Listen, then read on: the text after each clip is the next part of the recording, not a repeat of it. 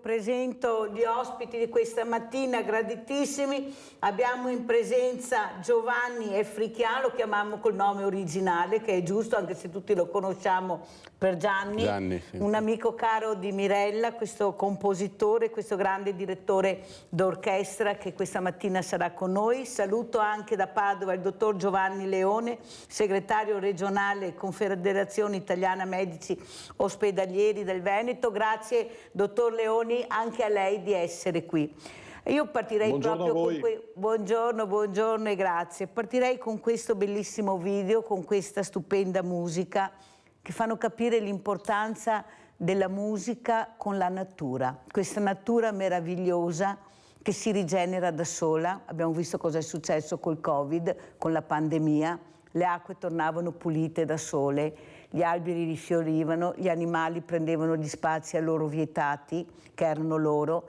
Soprattutto capire l'uomo cosa sta facendo, eppure si potrebbe vivere in un paese meraviglioso come abbiamo, come è l'Italia. Io guardavo questi orizzonti e pensavo ad Asolo, paese di 100 orizzonti, ce l'abbiamo a 2 passi, però andiamo nelle isole più strane per vedere chissà cosa, e a 2 passi abbiamo il mondo nel vero senso della parola, perché ci chiamano il giardino più bello, il bel giardino, il bel paese. Cosa vuoi dire, Gianni? Ecco, vedendo anche questo video bellissimo che ci hai mandato e questa sensibilità che hai, prego. Ma questo video, oltre alla natura che in questo momento è sottoposta a grave disagio, a una pressione umana troppo devastante, e quindi voleva non solo dare un senso di gioia di vivere,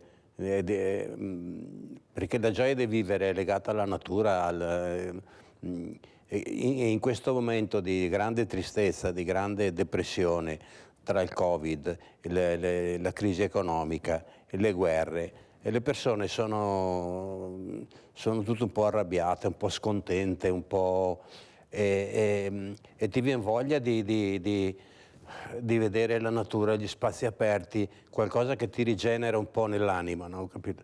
Quindi mi è venuta in mente questa musica che poi legata alle immagini dà questa sensazione di serenità, di libertà. Ne abbiamo bisogno invece che prendere un tavolo, possiamo guardare sentire una bella musica, non mia ma anche di altri. Sempre modesto il nostro Gianni Efrichian. Allora, dottor Leoni, anche voi, ecco, soprattutto con la natura, quando dovete dire qualcosa anche un ammalato, soprattutto di staccare la spina, lo mandate al mare, in colline, in montagna. Pensiamo una volta dove non c'erano molti farmaci, penso a Tarso ad esempio, dove si andava a respirare per i malati che avevano queste patologie, aria sana, oppure si va al mare, si va in montagna. Ecco, quanto importante è la natura, ecco, staccare la spina in ambienti magari anche molto belli, tranquilli, che danno il senso di pace, che può essere la collina, la montagna, il mare. Prego, dottor Leoni. Noi nel Veneto abbiamo una tradizione secolare per quanto riguarda le cure elioterapiche. Pensiamo agli ospedali marini, perché così venivano definiti all'inizio del secolo, soprattutto per la cura della tubercolosi. Ci ricordiamo Thomas Mann, La montagna incantata, in cui alla fine i protagonisti andavano in montagna per curarsi la tubercolosi, perché non c'erano farmaci all'epoca per questo tipo di malattia. Quindi la natura, prima dei farmaci, ha avuto anche tutta quanta la parte dell'erboristeria.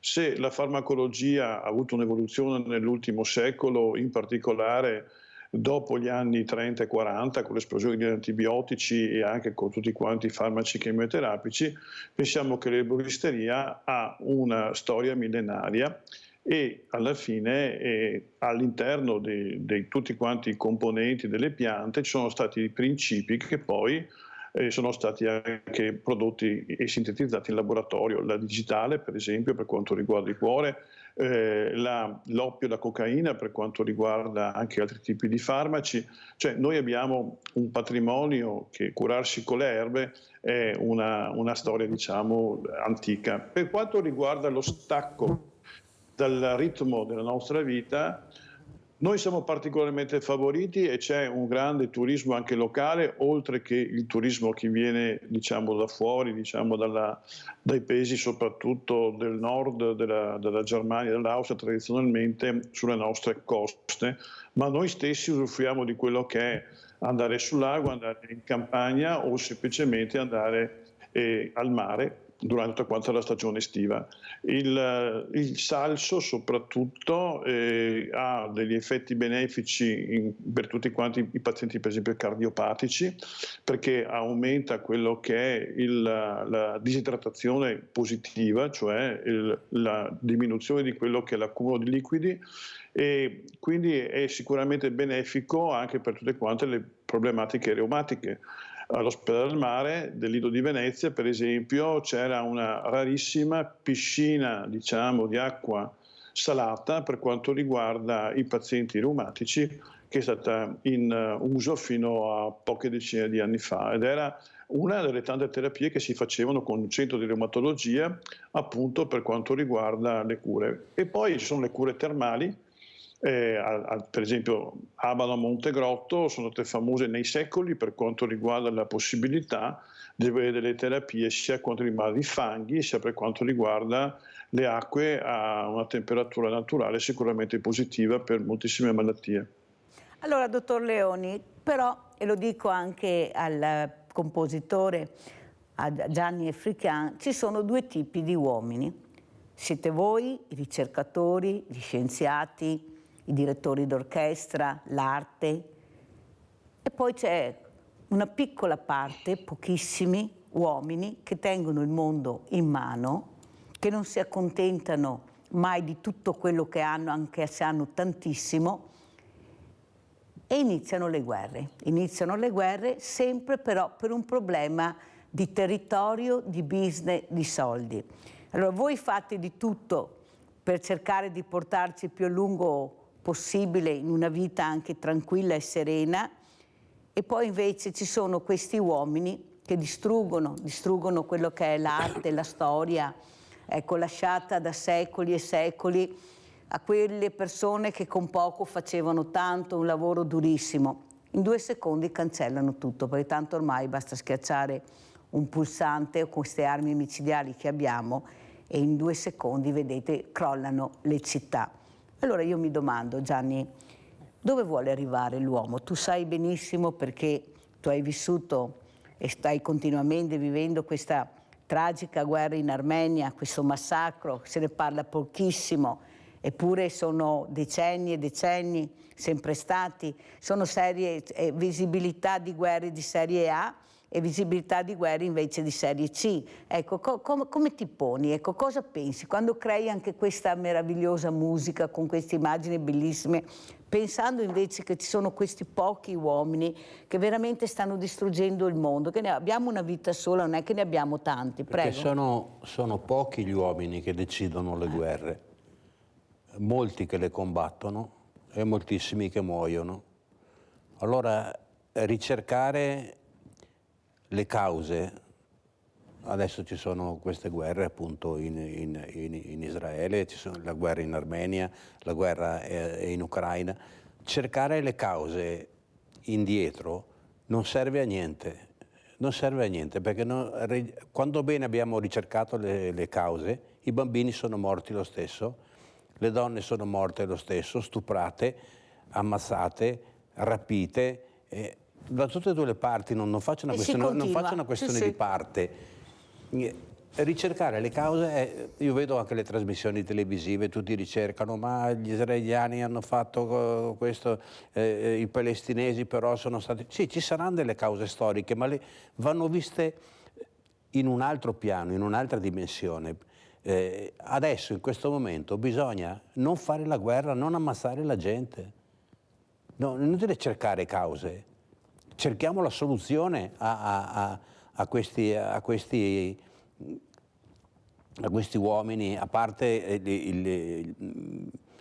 quell'Islam deviato, che iconoclasta, che è distruttivo,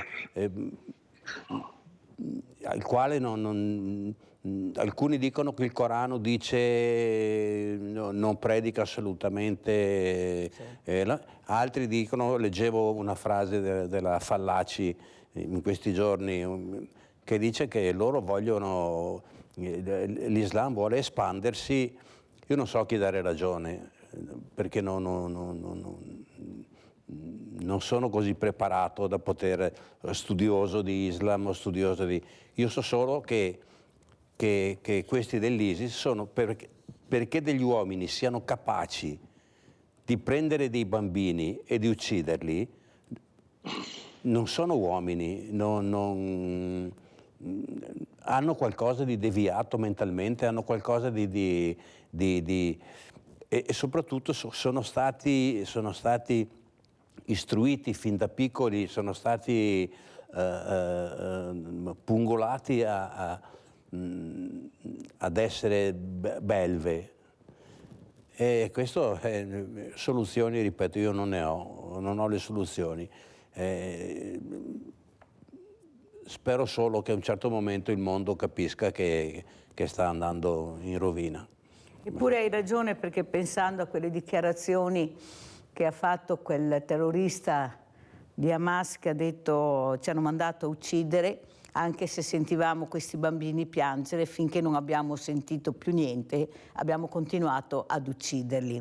Ecco, questa è agghiacciante, questa aggressività, questa malvagia che abbiamo visto anche nei campi di concentramento.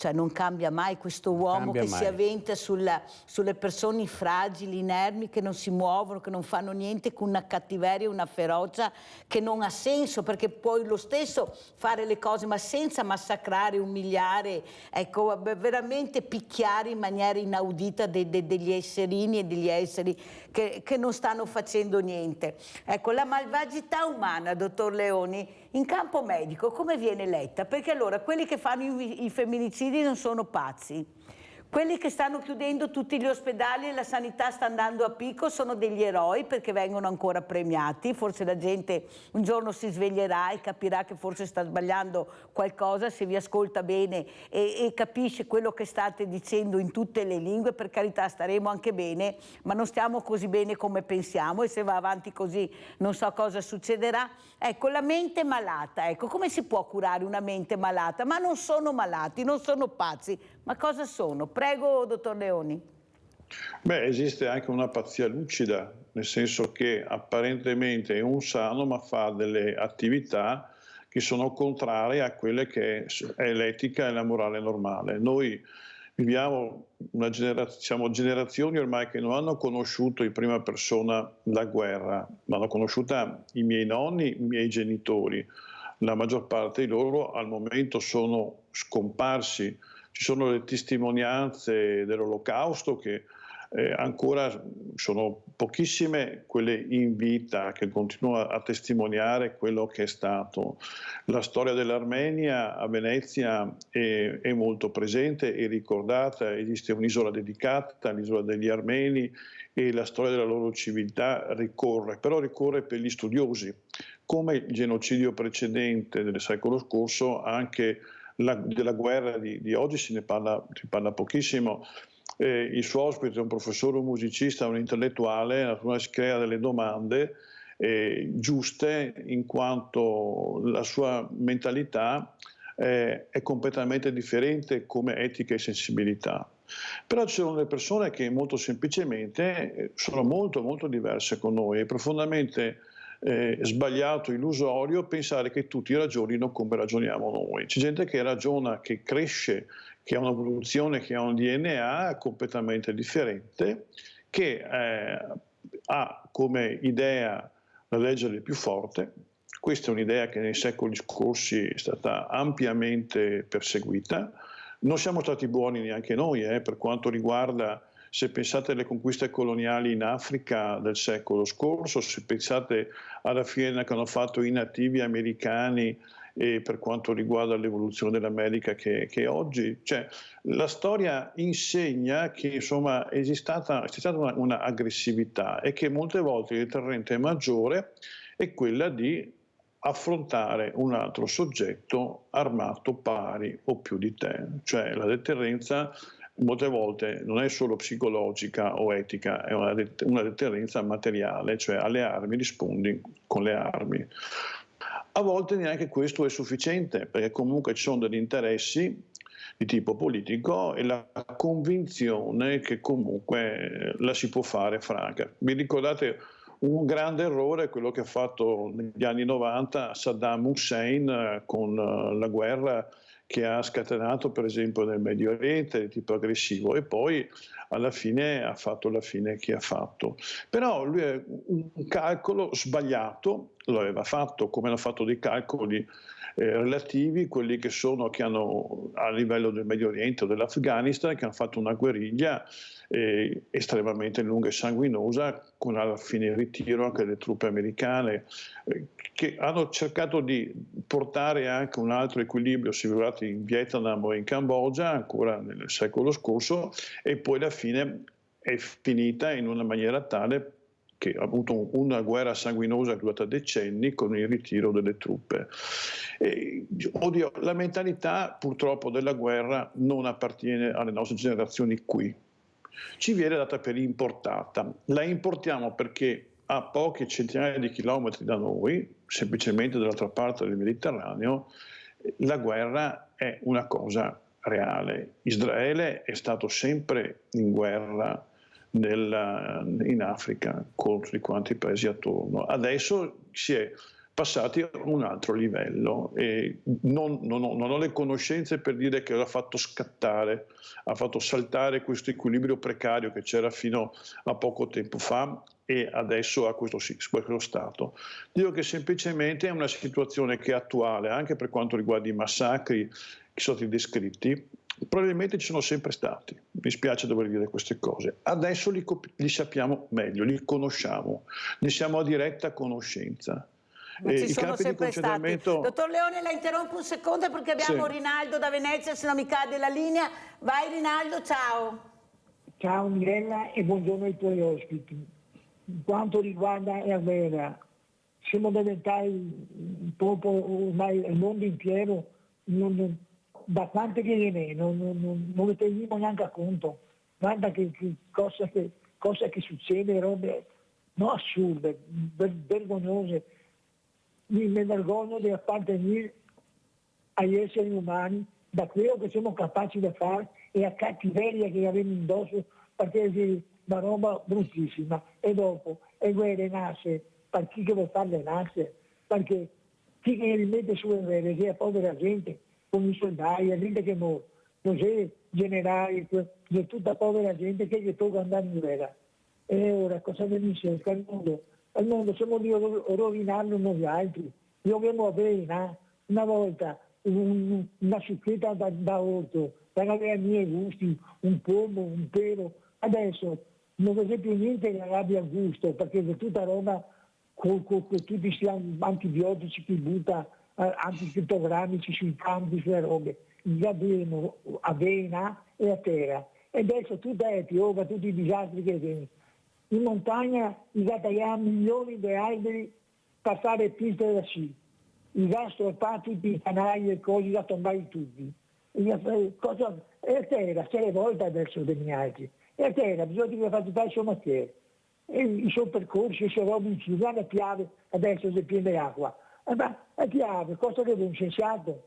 Se lo scava, le cave. E cave, invece che far cave, ti va a scavare a piave. Così dal vero del piave non c'è più niente di acqua, non c'è più un milione perché ci fondo.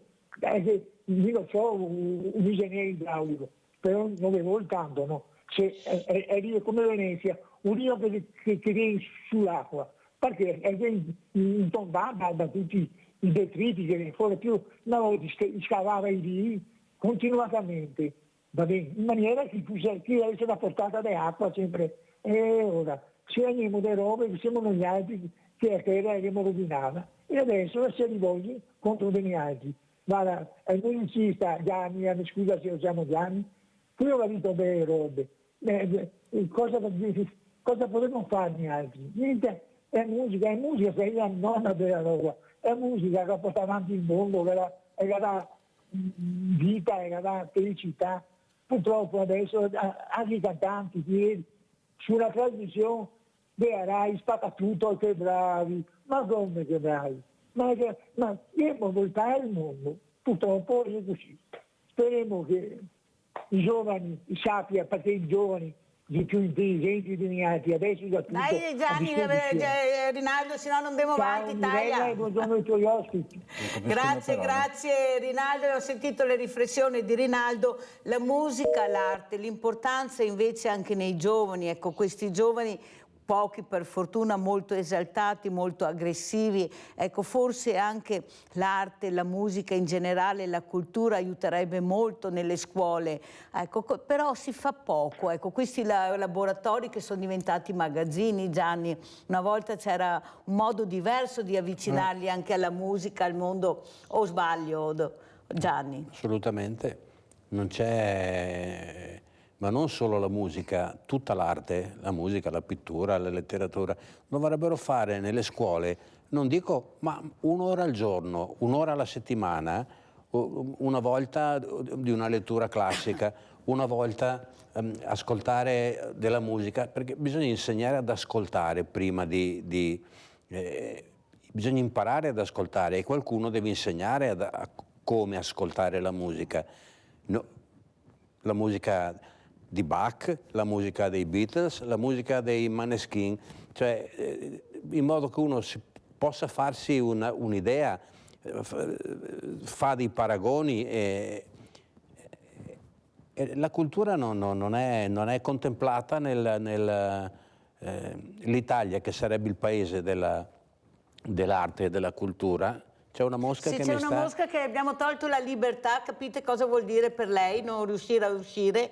Ecco, però purtroppo è così e sì che lo diciamo in molti. È una terrorista questa. È una terrorista questa, però si ascolta poco, eppure quando io ho questi docenti in trasmissione loro dicono che fanno il possibile, che non è vero questo, che la scuola sta facendo anche questo, ma io ho sempre risposto che io non devo essere fortunata ad essere su quella scuola ed avere quell'insegnante, io devo avere quello che mi aspetta di diritto, certo. Conoscere anche la musica, l'arte, certo, prego. Certo, ma è nella Costituzione italiana, non ci devono essere discriminazioni nell'istruzione, non ci devono essere discriminazioni nella sanità, tutti i cittadini sono uguali per le istituzioni, quindi dovremmo essere trattati tutti allo stesso modo, non chi va in una scuola più prestigiosa, magari pagando, ha più chance di chi purtroppo non ha. E quindi bisognerebbe insomma intervenire un po' di più. Sono le tre cose, la sanità, la scuola e la terza non me la ricordo. È la terza la scuola, che soprattutto questa la politica a mio avviso dovrebbe intervenire, perché là i bottoni sono là, gli investimenti si devono fare sulle scuole, perciò partono sempre dalla stanza dei bottoni, se non si riesce a capire questo, eppure si sta dicendo in tutte le lingue che poi diciamo che questi ragazzi sono aggressivi, guardate cosa è successo alla festa di Halloween, coma etilico, no? Cioè, vi rendete conto cosa fanno questi ragazzi? Qualcuno dice c'è sempre stato, Gianni, però non si può dire che c'è sempre stato. È la mancanza di interessi, perché anch'io quando ero giovane ho fatto le mie stupidaggini come tutti i giovani, ma avendo una base culturale da parte della mia famiglia innanzitutto, e poi anche per il fatto che mi occupavo di musica, che studiavo musica, che facevo... avevo un interesse, allora quando c'è un interesse fai la stupidaggine una volta, va bene, è concessa diciamo. Però non è che la fai quotidianamente, sì, che vivi facendo stupidaggini, e la mancanza di interesse su qualsiasi argomento, la mancanza di interesse nel ricercare un lavoro che non c'è, la mancanza di interesse, ma mancando l'interesse non è che uno lo ricerca tanto. La mancanza di interesse nei confronti della cultura, la mancanza di interesse nei confronti anche della politica, perché infatti poi dopo non vanno a votare. anche se abbiamo degli esempi che non sono tanto etici, per attirare anche l'attenzione di tanti ragazzi. Beh, dobbiamo dire anche che abbiamo degli esempi che sono devastanti. Dottor Leoni, abbiamo sentito scuola pubblica, scuola privata, ma vale anche per la sanità, sanità privata e sanità pubblica. Certo che adesso sentire Sanità Venete il 2023 è nero, banditi posti per 1023 medici, ma solo 300 saranno assunti. Prego, dottor Leoni. C'è stata un'involuzione per quanto riguarda purtroppo la qualità percepita dai cittadini del Veneto per la loro sanità. È uscito uno sondaggio l'altro giorno sul Gazzettino in cui soprattutto la classe d'età tra i 55 e i 65 anni aveva una percezione tra il 50 e il 60% negativa per quanto riguarda la qualità dei servizi offerti. La decade di vita che alla fine ha più necessità di guarire presto perché ha i primi acciacchi e ha anche la necessità però di continuare a lavorare perché sono ancora in attività lavorativa. E dall'altra parte c'è la problematica della mancanza di quelli che sono i medici e anche gli infermieri che devono curare i nostri cittadini, noi stessi. Perché? Perché stiamo in un momento molto particolare per quanto riguarda la cosiddetta gobba pensionistica. Siamo alla massima uscita per quanto riguarda le persone che sono entrate al lavoro negli anni '80 e siamo completamente impreparati per quanto riguarda il loro ricambio. È una cosa che noi come ordini sindacati abbiamo detto da decenni, non ci hanno ascoltato e quindi siamo in questa situazione qui. Attualmente poi ancora più preoccupante è il fatto che vanno lasciati liberi i posti delle specializzazioni. Una volta si concorreva e si aspettavano anche anni per avere i posti in qualsiasi specialità.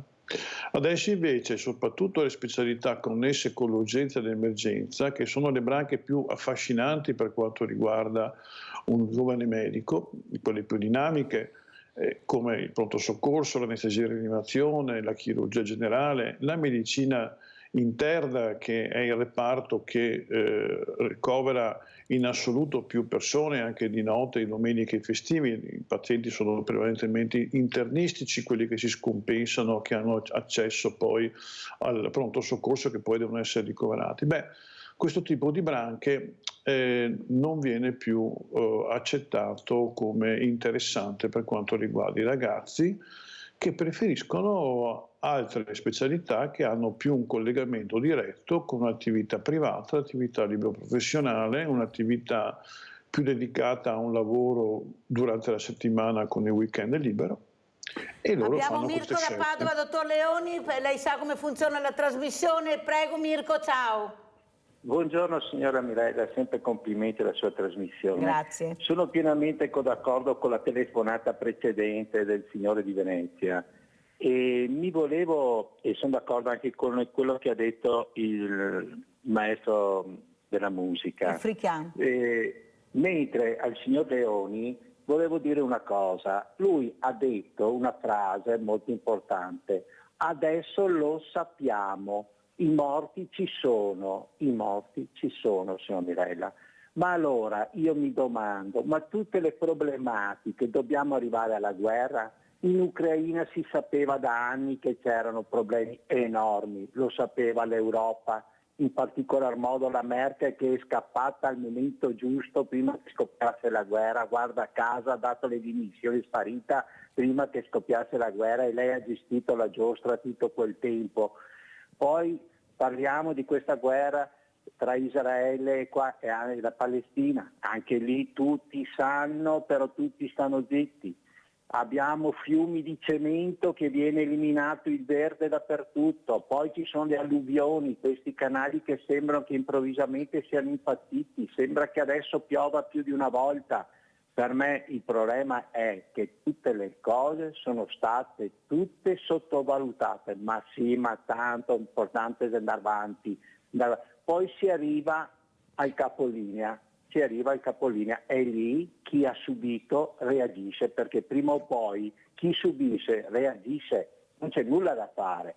Con torto o ragione ci sono le regole, vanno rispettate. E come dice il signor Leoni, adesso lo sappiamo, ma dobbiamo arrivare a una guerra, dobbiamo arrivare ad avere le alluvioni per sapere, no, si tagliano gli alberi, si elimina il verde, si va a conquistare gli spazi del fiume come in Emilia Romagna, che sono andati a costruire negli spazi dei fiumi, e tante altre cose. Ma le guerre si potevano tranquillamente evitare, come dice il signor Leoni.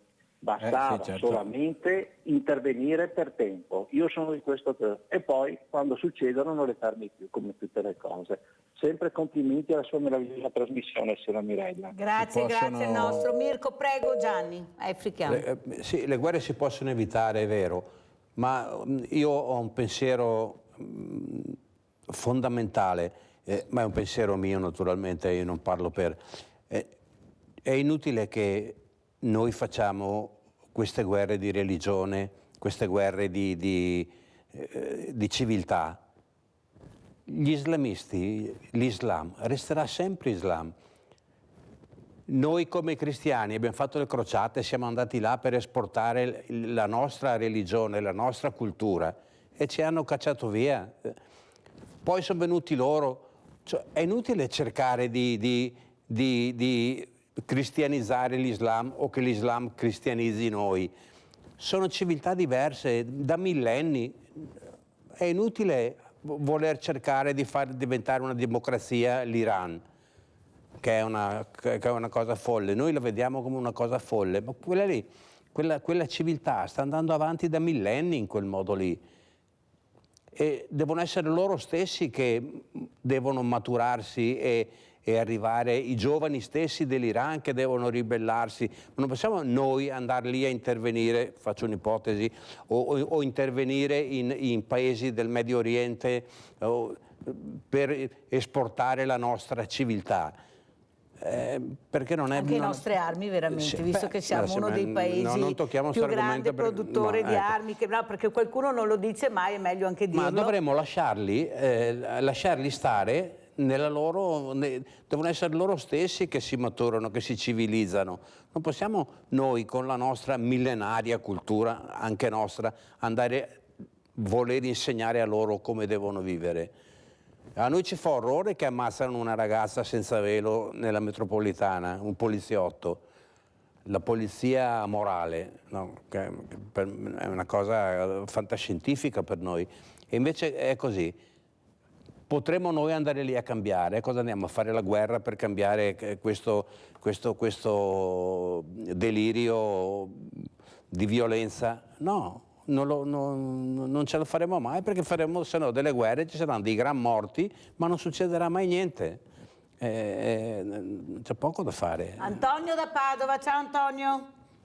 Buongiorno Mirella e buongiorno anche agli ospiti. Buongiorno. C'è il problema della globalizzazione. Se tu non la pensi come me devi sparire.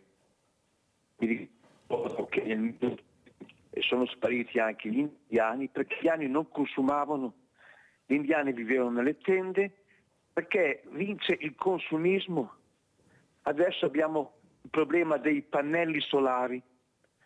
Praticamente, ieri, guarda, è il colmo, perché uno ha i pannelli solari, ha tutto alla casa green, praticamente entri in casa sua e tutto acceso.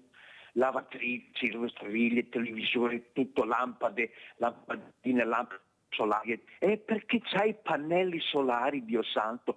E i pannelli solari praticamente li ho pagati anch'io, perché quando tu, governo, dai incentivi per i pannelli solari, tocca mantenerli. Poi magari viene una Mirella in casa mia e mi chiedono: ma Antonio, ma tu vuole? Perché ci vedo, per quale motivo che devo accendere tutte le luci perché mi devi gente in casa dirmi oh che bello tutto acceso, e questo qua è consumismo. E se c'è qualche paese che non ha questa idea qua viene bombardata. Perché? Perché è la democrazia che tu devi comunque consumare e devi anche indebitarti, perché noi siamo un paese indebitato, perché noi siamo un paese che consumiamo. addirittura diamo anche incentivi, il 110% a chi costruisce cazzate, e io devo pagare perché loro possono costruire delle boiate. E questo qui è il mondo, e purtroppo è inutile. O si ribella e dire no, io voglio tornare normale. Io andavo a fare la spesa in Mirella con la neve, sotto la neve andavo a fare la spesa, sotto la pioggia. Adesso vai a fare la spesa in questi mega centri commerciali che sono grandi come non so che cosa, come 20 palloni, calci da pallone. Perché? Perché tu devi essere caldo d'inverno e fresco d'estate, e quindi sono tutti zombie che entrano in questi centri commerciali con tutti sti carrelli e li riempiono di tanta cianfrusaglia. È il consumismo, questo qui è il sistema del consumismo. Se ti adegui bene, se no sparisci. Questo è il paese, questo è il nostro futuro. Buongiorno e grazie. Grazie anche Antonio. A questo punto devo andare assolutamente in pubblicità. Esatto.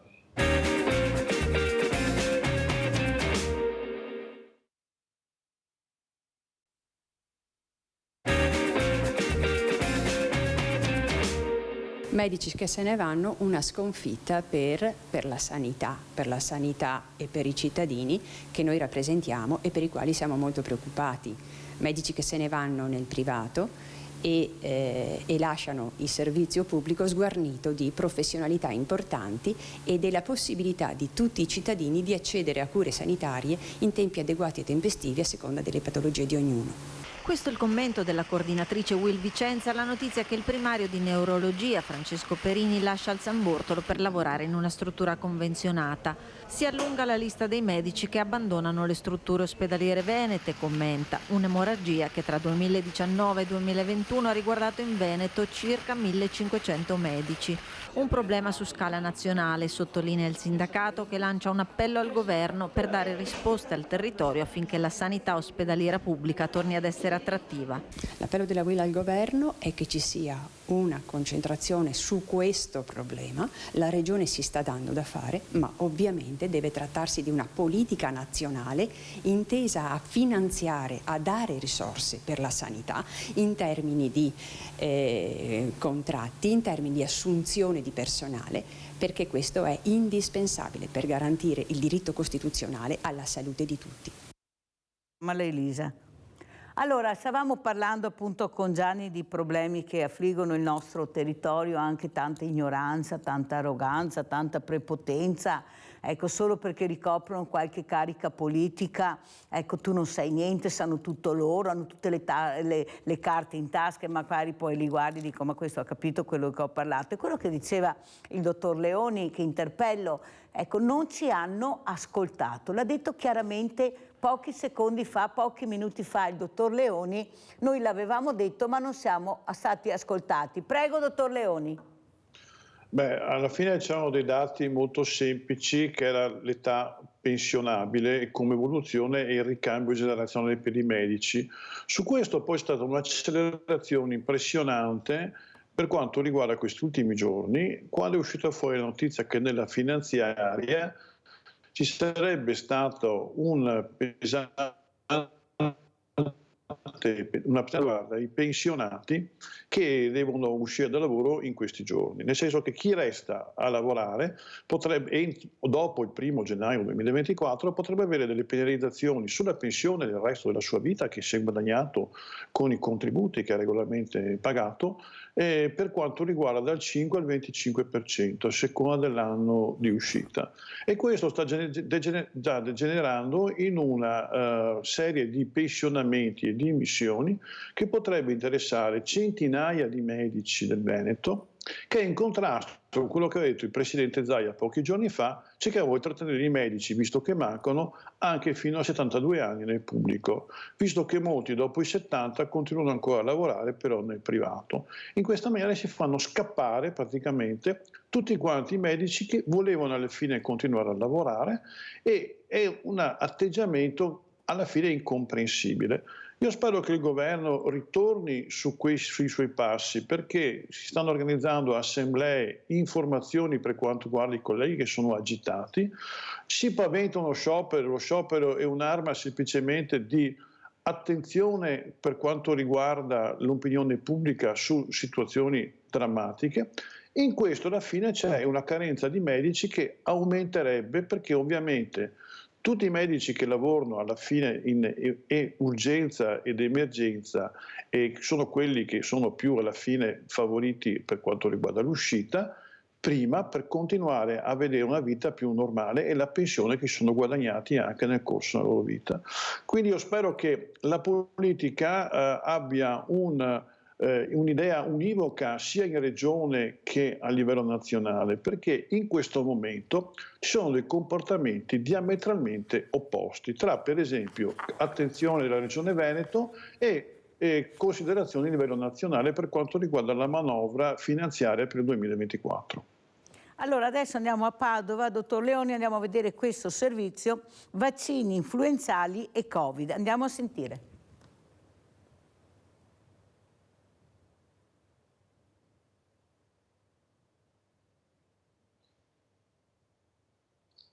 Siamo anche a disposizione della città e come centro vaccinale e ci siamo sia per quanto riguarda l'anziano, sia per quanto riguarda il fragile, sia per quanto riguarda l'anti-influenzale che per quanto riguarda l'anti-Covid.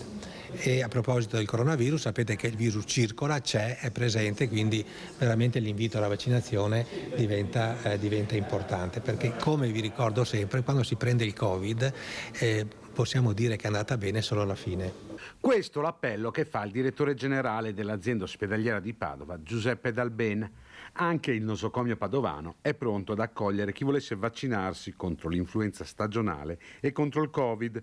Per accedere al servizio basta consultare la pagina web dell'azienda ospedaliera e prenotare la propria vaccinazione. C'è già tutto, si può fare contemporaneamente, una su un braccio e l'altra sull'altro braccio, oppure ci deve essere appunto quel mese di distanza se uno vuole aspettare di differire un po' i tempi. Però ecco, non sottovalutiamo la presenza appunto del virus, che poi nella maggior parte dei casi, come stiamo vedendo, si sviluppa banalmente con un raffreddore, con una cefalea, con un po' di tosse, un po' di febbre, però vi ripeto, con il Covid non si scherza. Con il Covid non si scherza. Gianni Africhan, tu sei vaccinato, ti sei fatto i vaccini? Io ho fatto tutti e 4 i vaccini e adesso farò il quinto. Richiamo del quinto? Del quinto. Ho già fatto l'antinfluenzale. Io sono molto favorevole ai vaccini, anche perché devo dire mi è andata bene, quindi però io lo faccio, ecco, poi dopo libertà ciascuno di fare quello che vuole. Siamo in democrazia e perciò ognuno è libero di pensare e di fare. Purché certo, non nuocia agli altri. Bravissimo, e soprattutto anche perché c'è una sola salute, come ha detto il direttore generale dell'US Dalben. Ecco, quando si prende il Covid il risultato si vede alla fine, ecco, attenzione, l'ha detto molto chiaramente. Dottor Leoni, eppure anche qua qualcuno è riuscito a mettere anche medici uno contro l'altro, sono dei medici che non vogliono saperne del vaccino, di vaccinarsi, eppure come ha detto Gianni Africhan 1 più 1 fa 2, però sono riusciti a fare questo. In questo momento cosa si sente in dovere di dire a chi l'ascolta, dottor Leoni? Perché è molto importante che arrivino anche delle informazioni corrette da addetti ai lavori seri, non a 4 ciarlatani a volte che abbiamo sentito e non si riusciva a capire anche in politica come si faceva a parlare in questa maniera quando scienziati e ricercatori a livello mondiale e internazionale hanno capito l'importanza del vaccino e se non fosse arrivato chissà cosa sarebbe successo. Prego, dottor Leoni.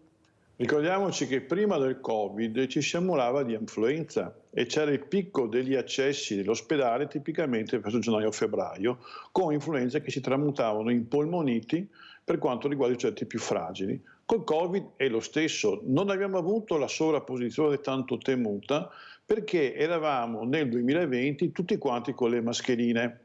In quella maniera abbiamo avuto il Covid che ha avuto il suo momento di protagonismo, ma l'influenza non c'è stata, è stata molto limitata. Adesso l'invito è quindi di vaccinarsi sia per l'influenza sia per il Covid, perché anche gli effetti del long Covid, cioè di insufficienze respiratorie, cardiologiche, neurologiche a distanza, Esiste, lo stanno studiando, è una novità per quanto riguarda i danni a distanza evolutivi di questo tipo di infezione, quindi è necessario che si proteggano sicuramente gli ultrasessantenni e tutti i soggetti fragili, quelli che hanno avuto problematiche di polipatologie in corso o quelli che hanno avuto chemioterapie, devono assolutamente accedere alla vaccinazione, che è raccomandabile però per tutti, come anche la normale vaccinazione anti-influenzale. Si può fare anche dal medico di medicina generale, si può fare anche delle farmacie,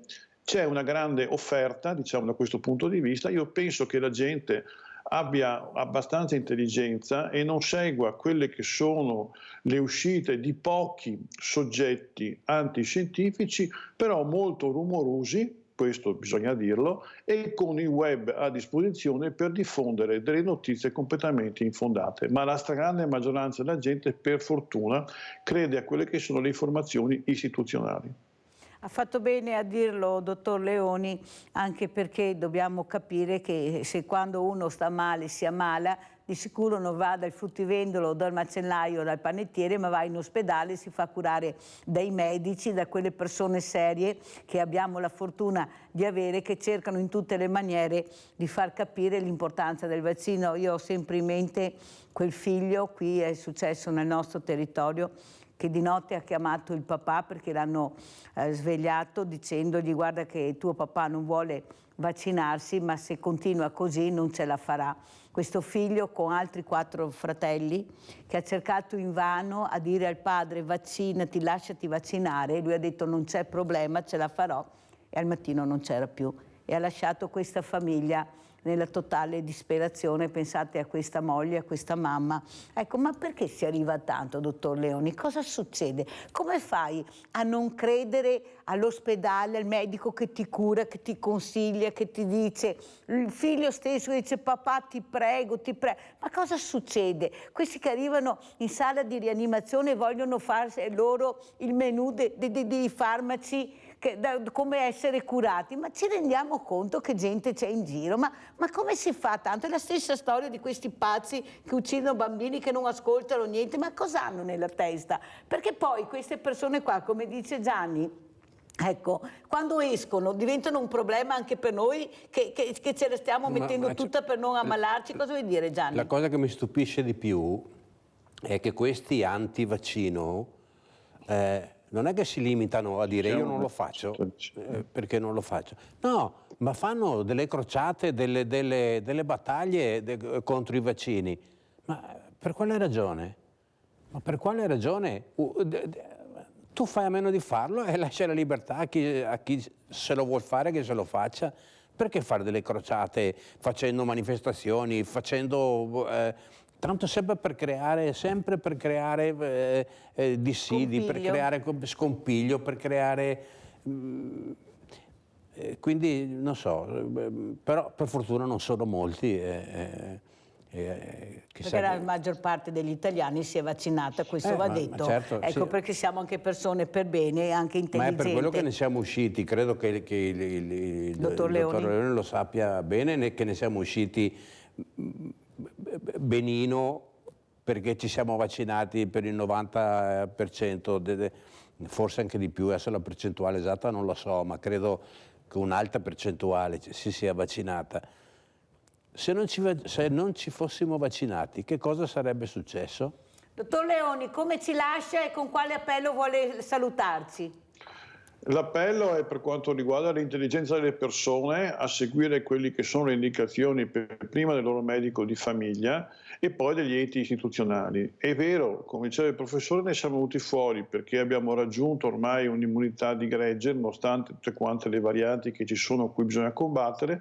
Ormai sopra i 16 anni almeno una dose hanno fatto il 94% degli italiani e questo ha portato ad avere un livello anticorpale adeguato per quanto riguarda un nuovo virus. Però il livello anticorpale cala nel tempo, è stato studiato questo, quindi bisogna rinnovarlo con i nuovi vaccini che sono già pronti all'uso. Quindi l'invito è a vaccinarsi per vivere in maniera serena anche i prossimi anni della nostra esistenza. Grazie, grazie. Salutiamo il dottor Giovanni Leoni, segretario regionale Confederazione Italiana Medici Ospedalieri. Grazie veramente, dottor Leoni, di essere stato con noi e buona giornata. Gianni Africano, come ci saluti? Grazie, dottore. Vi saluto innanzitutto dicendo che sai che sono un tuo grande ammiratore per quello che fai, perché la Mirella è una che fa veramente delle cose e purtroppo deve fare anche delle lotte abbastanza aspre per riuscire a fare qualche cosa per chi ne ha bisogno, e quindi ha tutta la mia solidarietà e la mia ammirazione, lei lo sa.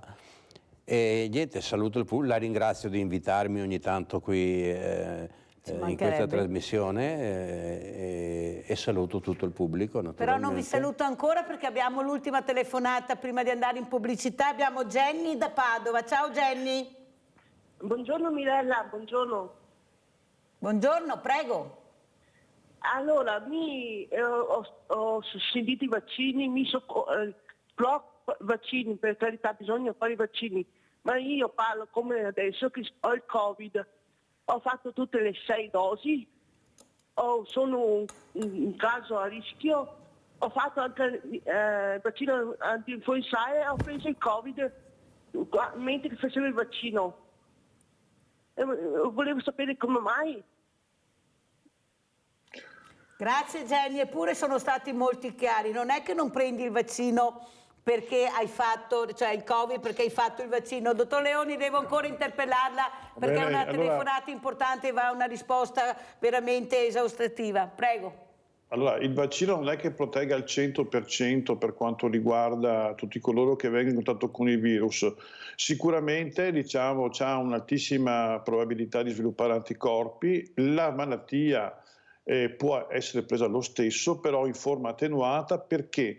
Perché sono già pronte le risorse anticorpali per contrastare quello che è l'ingresso del virus, che ha un'evoluzione diversa da quella che era la forma originale che colpiva i polmoni in profondità con l'insufficienza respiratoria che conosciamo.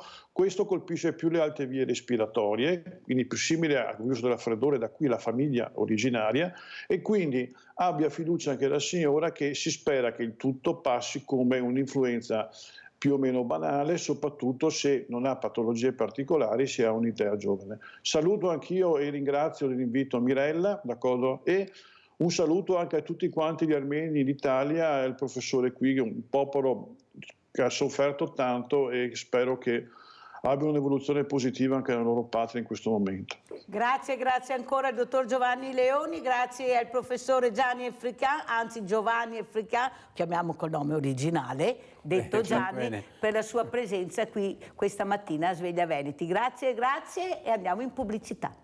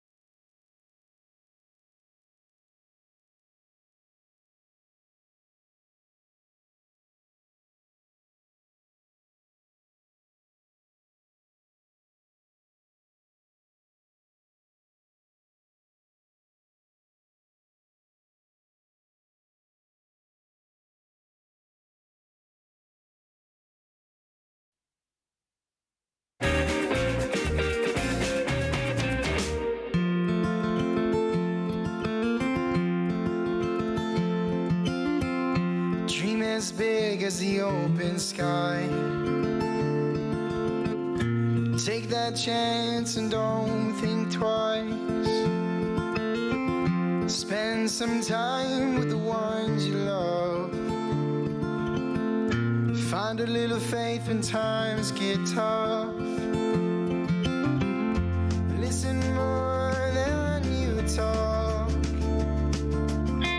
Don't be afraid to risk it all. Help a friend in time of need and be exactly who you want to be. And live, laugh, and love. Smile, give, and never give up. Dream as big as the open sky. Take that chance and don't think twice. Spend time each day to reflect, but don't be afraid of what's up ahead. This life is short, so live it up. Have a few drinks, but not too much. Buy her flowers and take her out. Spend a night out on the town. Look up at the stars from time to time and make tomorrow the best day of your life. Live, laugh, and love. Smile, give, and never give up. Dream as big as the open sky. Take that chance and don't think twice.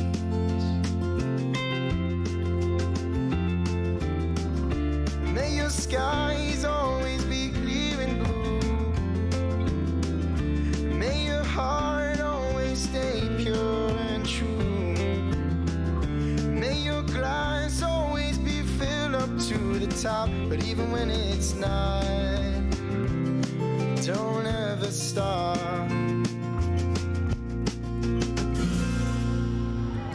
Dreaming as big as the open sky. Take that chance and don't think twice. Live, laugh, and love. Smile, give, but never give up. Dream as big as the open sky. Take that chance and don't think twice. Take that chance and don't think twice.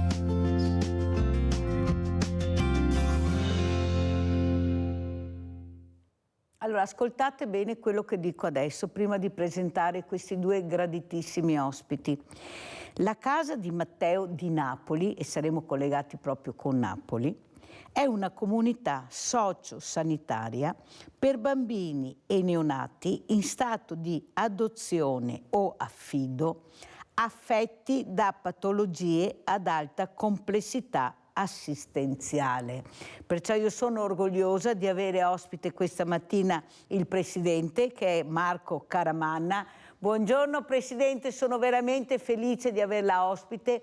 La ringrazio per il collegamento, per me è un onore averla ospite, perché quello che state facendo e che fate in continuazione fa capire l'importanza di conoscere, di sapere cosa c'è nel nostro paese, nel territorio italiano. Napoli vista sempre una città devastante, guardate l'altra faccia della medaglia. Ricordo anche Luca Trapanese, nata per te, questo assessore, perché lui è assessore, vedo Caramanna che fa così con la testa, anzi se lo vede me lo saluti, l'ho avuto ospite poco tempo fa, è venuto qui a Treviso anche a presentare il libro, invece la sensibilità l'amore per chi è in sofferenza. Grazie Presidente, saluto anche un altro graditissimo ospite, molto umano, se no non sarebbe amico della Mirella, che è un altro grande, che è Sebastiano Favero, Presidente ANA, Associazione Nazionale Alpini. Grazie anche a lei Presidente per questa partecipazione molto importante, perché in questa seconda parte partiremo proprio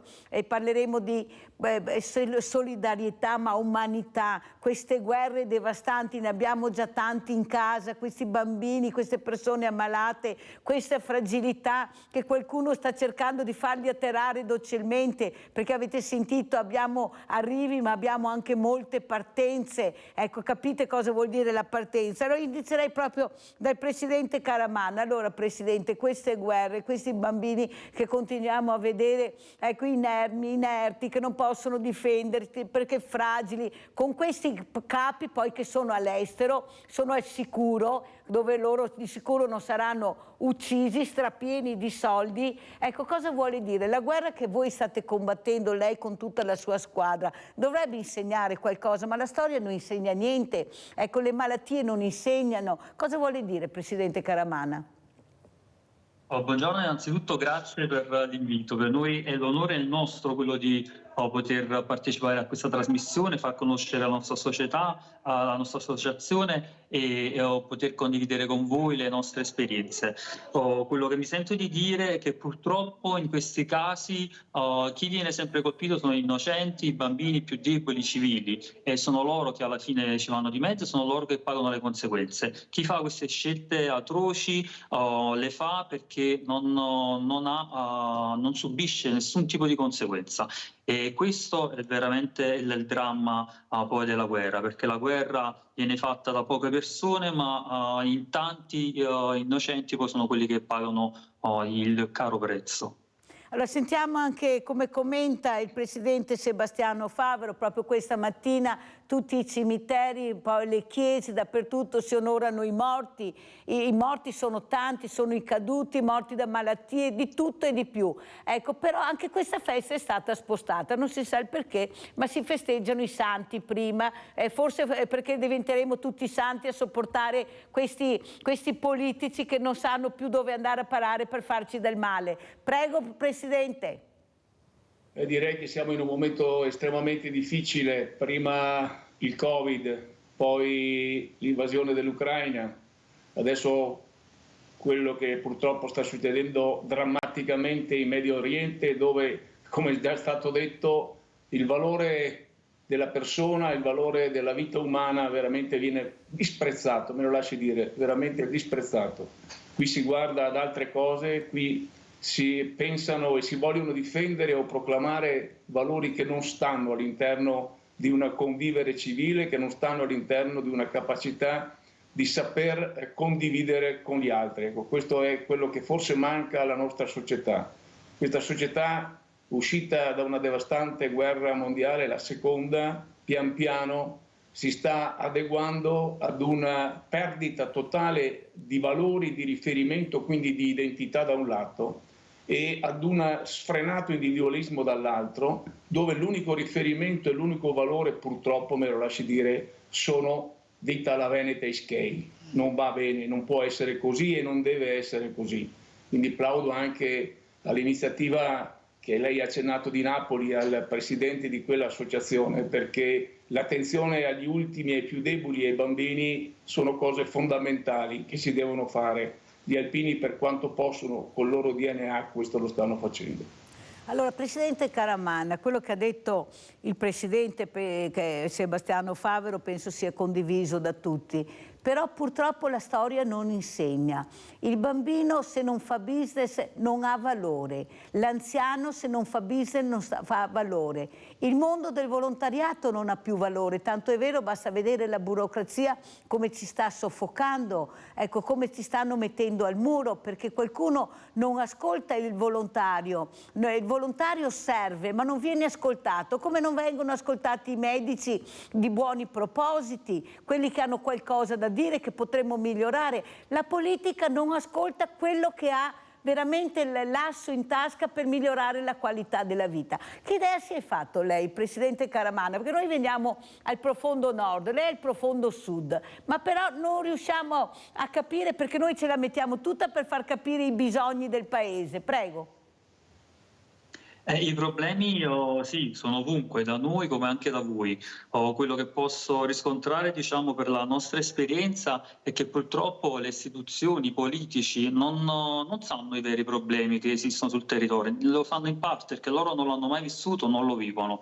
Quindi noi più volte abbiamo consigliato e abbiamo chiesto diciamo dei tavoli di incontro, di lavoro di noi associazioni per incontrare i politici, per chiarire quali sono veramente le richieste, le necessità del territorio, perché noi che siamo sul territorio veramente conosciamo quali sono le problematiche e come potrebbero essere gestite, e quindi ovviamente senza poi un loro supporto diventa complicato. Spesso loro immaginano o scrivono dei progetti su carta che però non sempre possono essere diciamo poi applicati nella pratica, perché non conoscono quali sono le problematiche, e questo poi ci divide tanto. Come diceva lei, la burocrazia è infinita, veramente infinita, e diventa molto pesante per chi come noi lavora ogni giorno, perché noi lavoriamo 24 ore su 24, abbiamo come un piccolo mini reparto, e diventa complicato poi seguire il quotidiano e la parte burocratica che è sempre più complessa. E vorrei dire anche che le associazioni spesso non solo non vengono considerate più di tanto, ma in realtà loro sono poi quelle che mandano avanti il terzo settore, il sociale, perché sono quelle che riescono a riempire tutte le mancanze che ci sono sul territorio, che le istituzioni semmai non riescono ad attivare, o per mancanza di fondi o perché non hanno neanche idea di quali siano appunto necessità del territorio, del quartiere, del singolo quartiere. Allora, per chi non conosce la casa di Matteo, capiamo perché è nata questa comunità sociosanitaria che è la casa di Matteo a Napoli. Da dove si parte, Presidente Caramanna? Allora, diciamo che è nato da una storia vera, perché Matteo, il bambino che ha dato il nome poi alla nostra associazione, è stato un bambino che è stato adottato molto piccolino da una coppia di nostri amici.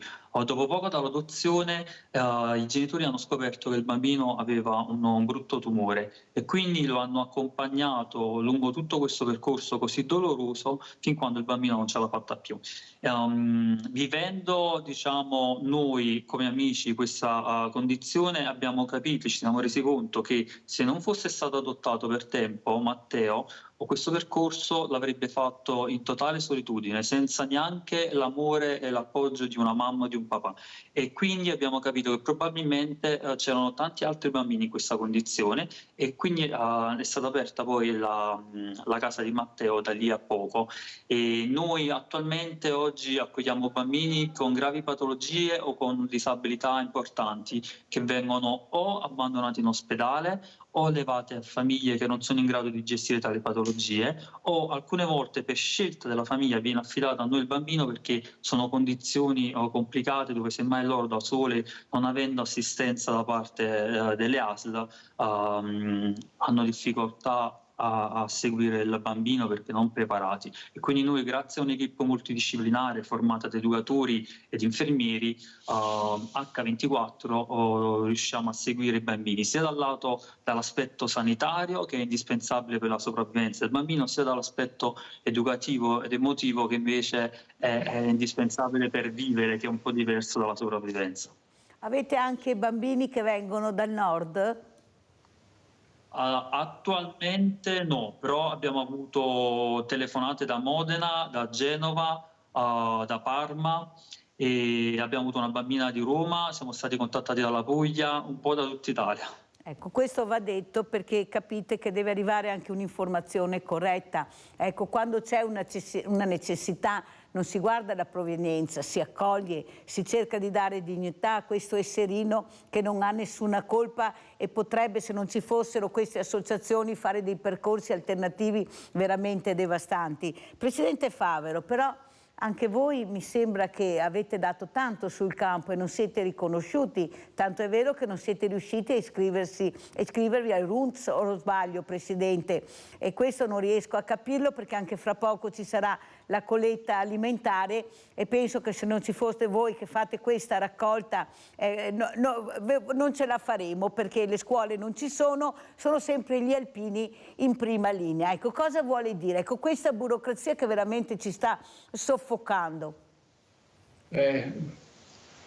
Qui vi devo controllare perché altrimenti lo sfogo sarebbe inaccettabile come comportamento, ma noi alpini siamo abituati ad essere anche persone serie, quando però bisognerebbe anche avere la capacità, ecco, di dimostrare che così com'è questa legge sul terzo settore non tiene conto, e lo ha accennato anche prima il Presidente della Casa per Matteo, non tiene conto di chi sono i volontari veri, quelli cioè che fanno il loro servizio gratuitamente a favore degli altri, quelli che mettono tutte le risorse che hanno a disposizione di chi ne ha bisogno senza preoccuparsi di portare a casa qualcosa. Qui mi sembra che questa legge sul terzo settore, con tutte le modalità e con tutta la burocrazia che ci ha messo dentro, vada a privilegiare, me lo lasci dire, le cooperative sociali, per carità, buonissime, però che sono datrici di lavoro, non sono datrici di volontariato. Mi pare che questo è un grande errore. Noi tra l'altro per principio, siccome siamo un'associazione d'Arma e dipendiamo dal Ministero della Difesa, vogliamo che i nostri principi, i nostri valori rimangano. Poi noi facciamo anche volontariato e lo facciamo nel modo nostro, cioè con le modalità che vogliamo noi. Quando noi raccogliamo dei soldi, e lo voglio dire con forza, tutti quei soldi che raccogliamo, per esempio adesso ne stiamo cogliendo per due grosse iniziative, una per una chiesa in Mozambico e l'altra per l'alluvione della Romagna, noi quei soldi tutti fino all'ultimo centesimo li mettiamo a quella destinazione e chiediamo ai nostri di operare in modo volontario, cioè gratuito. Questo è uno degli aspetti che questa legge sul terzo settore di cui non tiene conto. Se noi domani mattina, lo voglio dire, e l'ho detto anche al capo dipartimento della protezione civile, fermassimo i nostri volontari nelle emergenze, io vorrei vedere cosa succede. E giustamente, come dice lei, anche in tutte le altre iniziative, il banco alimentare piuttosto che del banco farmaceutico, piuttosto di altre iniziative veramente lodevoli, dove la sede nazionale e le nostre sezioni in tutta Italia si prodigano per dare una mano a chi ne ha bisogno. Sentiamo il Presidente Caramanna come commenta questo sfogo del nostro Presidente Favero. Lo sapeva che gli alpini erano stati eliminati da RUNTS? No, l'ho appreso in questo momento. Sì, purtroppo ha delle falle e quindi non so come si potrebbe risolvere, si dovrebbe chiedere un incontro. Io quello appunto, riallacciandomi a quello che ho detto prima, purtroppo i politici non stando sul territorio, non capendo certe dinamiche, certe iniziative, non ne hanno proprio idea di cosa significa il volontariato, di quello che porta al territorio, di cosa sostiene, di quello che riesce a organizzare, di chi riesce ad aiutare, e quindi non fanno le scelte giuste, spesso non fanno le scelte giuste e non riescono a trovare poi soluzioni che possano andare bene per agevolare un lavoro già pesante. Parliamo comunque di volontariato, cioè un qualcosa tu doni del tempo tuo a titolo volontario per aiutare chi ne ha più bisogno. Però, Presidente Caramanna, l'ha detto poco fa Sebastiano Favero, se non ci fossimo noi, come sarebbe questo mondo del volontariato in situazioni veramente drammatiche? È questo che non riesco a capire, perché stanno colpendo la parte vitale del mondo del volontariato, stanno colpendo veramente quelli che sono in prima linea, che chiamano e arrivano immediatamente, che danno risposte concrete, che sono organizzati, che sanno come intervenire. È questo che non mi torna, Favero. Ma allora dove vogliono andare a parare? Perché se riescono ad uccidere questo mondo così pulito, così organizzato, quello che veramente dà e che ha messo le pezze anche durante la pandemia, quando non ce n'era per nessuno e i politici erano a casa al caldo quasi tutti o proclamavano dal dalle televisioni, sui giornali, però a casa, ecco, al caldo, con tutti i benefici, perché bisogna anche dirle queste cose, perché io a fare volontariato non li ho proprio visti, specialmente nella pandemia. Ho visto i medici, gli infermieri, gli insegnanti, gli operai, ma loro di sicuro non li ho visti. Cosa dice, Presidente? Guardi che io dico quello che vedo, Parlo con me? Sì. Vabbè, dico la grande amarezza da un lato. Noi abbiamo segnalato questa situazione, che è veramente una situazione anomala e inconcepibile, l'abbiamo segnalata sia al governo, già col governo precedente e anche con questo, sia al Parlamento, già col Parlamento precedente e anche con questo. Ci è stato assicurato che terranno conto di questo, però finora io, siccome sono abituato alle cose concrete, non ho visto ancora un provvedimento concreto che tenga conto della nostra specificità, del nostro fatto di essere già organizzati ed avere un riferimento preciso, che ripeto è quello di essere associazione d'arma, quindi come riferimento al Ministero della Difesa, e di avere poi delle attività di volontariato che fanno riferimento da un lato alla protezione civile, quindi al Dipartimento, adesso il nuovo Ministero della Protezione Civile, e dall'altro sicuramente a quello, diciamo, delle politiche sociali, quindi Ministero del Lavoro e Politiche Sociali, per tutte le attività, ecco, di volontariato e di supporto che noi facciamo nelle nostre realtà locali. 4.300 gruppi abbiamo sparsi in tutta Italia. Voglio ricordare che se tutti questi gruppi si fermassero di fare e di dare quel contributo fondamentale, beh, allora qualche problema ci sarebbe. Io su questo mi sono permesso anche alla fine di fare un'istanza al Presidente della Repubblica. Io credo che non si possa trattare chi dà gratuitamente in questo modo, non è accettabile. Ha fatto bene a dirlo, e l'ho invitata anche per questo, perché bisogna iniziare anche a parlare chiaro, come vorrei capire come mai anche quest'anno il 5 per 1000 che è stato versato, che ce li hanno nei cassetti, non ce lo danno a fine ottobre, e anche quest'anno dobbiamo penare per avere i soldi che i cittadini ci hanno dato col 5 per 1000 per aiutare queste famiglie in difficoltà. Ma ancora mi sono informata, perché tanti me lo chiedono, non sono ancora arrivati e nessuno sa niente di quei soldi che li hanno, ma che devono decidere ancora quando darli. Questo va detto per capire come funzionano anche questi aiuti che vengono dai cittadini che sanno a chi darli, che si fidano, perché sono molto chiari i soldi che arrivano e le donazioni. Ancora anche quest'anno, a fine ottobre, non sappiamo ancora niente.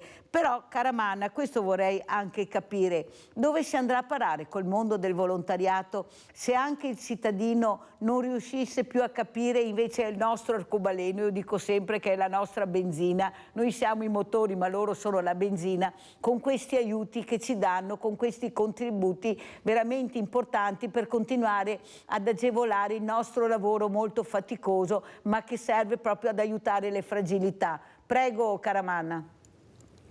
Sì, volevo aggiungere una cosa, che il 5 per 1000 è vero, non è ancora arrivato, ma non solo. Stiamo parlando del reddito dell'anno scorso, cioè quindi del 7,30 che sono stati dichiarati l'anno scorso, ed è incredibile che siamo praticamente a novembre e le associazioni stanno ancora aspettando. E forse non viene capito che molte associazioni si basano proprio, programmano un intero anno su quel 5 per 1000. Nel momento in cui viene meno, diventa veramente impegnativo portare avanti come tutte le iniziative, e un ritardo del genere non è poco, perché una volta arrivava verso fine agosto, poi hanno slittato a settembre, inizi settembre, metà settembre, ottobre, ora siamo a novembre, probabilmente l'anno prossimo prima di dicembre non arriverà nulla, e se andiamo avanti di questo passo diventa insostenibile, perché il 5 per 1000 è indispensabile per associazioni come la nostra, come quella del Presidente Favero, perché si basa anche su quello, e viene pubblicizzato tanto da noi come da tante altre associazioni, proprio perché è un qualcosa di gratuito che il cittadino può dare, e che però è fondamentale per portare avanti iniziative di associazioni. Ma sa, cara Manna, che mi è venuto anche un dubbio. Io vorrei che ci fosse più trasparenza anche su questi numeri, perché noi ci danno le donazioni, i soldi, ma chi è che controlla veramente quanti soldi sono arrivati e quante donazioni abbiamo? Io ho invitato anche il senatore Bitonci, che spero di averlo ospite, visto che è lui che si occupa di questo, perché l'anno scorso l'ho chiamato fortunatamente e poi ha dato la risposta e i soldi sono arrivati anche se era dicembre. Vorrei capire anche quest'anno, perché come ha detto lei, sono soldi già dati, che loro li hanno, sono là, perché li hanno incassati, ma sono nostri e devono darceli. Però questi slittamenti non mi fanno ben sperare. Secondo lei, Caramana, c'è questa trasparenza che noi sappiamo veramente quanti soldi incassa il governo, cioè che prende per noi il governo del 5 per 1000? No, su questo non le saprei rispondere, me lo sono chiesto allora anche siamo io. Siamo in due, Presidente. Noi andiamo sulla fiducia, il nostro lavoro è basato sulla fiducia e andiamo sulla fiducia. Quindi non le saprei proprio rispondere. Spero che venga fatto un controllo, questo sì. Allora, Presidente Favero, lei è fiducioso perché veramente noi la trasparenza, ecco, che dovrebbe essere sovrana, l'etica, mi sembra che in questo Paese, specialmente ultimamente, lascia delle voragini incredibili. Noi non sappiamo mai niente, se non abbiamo la fortuna di avere l'ospite che viene, che parla, l'ospite serio, l'addetto ai lavori che veramente parla per far conoscere, per far capire. Non ci siamo proprio, o sbaglio, Presidente? Beh, direi che la nostra burocrazia non ha certamente il pregio della trasparenza e credo che sia alle volte difficile anche capire e giustificare determinate cose. Quindi qui ci dovrebbe essere un passo diverso, un modo di comportarsi diverso, un atteggiamento diverso, perché molto spesso l'atteggiamento di chi è preposto certamente a controllare, ma anche a rispondere e anche a far capire, ecco, è un atteggiamento più inquisitorio, che un atteggiamento che dovrebbe essere quello giusto, secondo me, dello Stato, di aiuto, di informazione, di collaborazione. Allora andiamo a vedere anche questo anniversario Alpini Monteberico, andiamo a vedere, poi lo commentiamo sia col Presidente Sebastiano Favero che col Presidente Marco Caramanna. Andiamo a vedere. Volontariato, aiuto nei momenti di bisogno, tutela della memoria, valori cari alle penne nere che si sono riunite questo fine settimana a Monteberico per celebrare i 60 anni dalla fondazione del gruppo Alpini di Monteberico e 70 dall'inaugurazione del monumento alle 8 aquile che svetta sulla collina di fronte al santuario. 1 a 2 giorni di celebrazioni per entrambi gli anniversari, partita con una serata in ricordo di Alberto Piero Pan, capogruppo di Monteberico, scomparso un anno fa. Poi una conferenza dedicata allo scultore Giuseppe Zanetti, alpino decorato al valor militare che realizzò il monumento alle 8 aquile.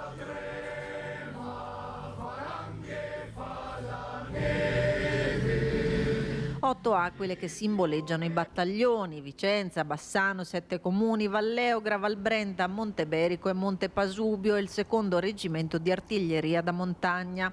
Celebrazioni culminate con il momento in cui gli Alpini Monteberico, di cui si contano 92 penne nere e 25 aggregati, si sono spostati al monumento dove il capogruppo Roberto Tovo, alla presenza delle autorità, ha sottolineato l'importanza del traguardo raggiunto e dei valori alpini di pace e solidarietà simboleggiati dal monumento delle 8 aquile.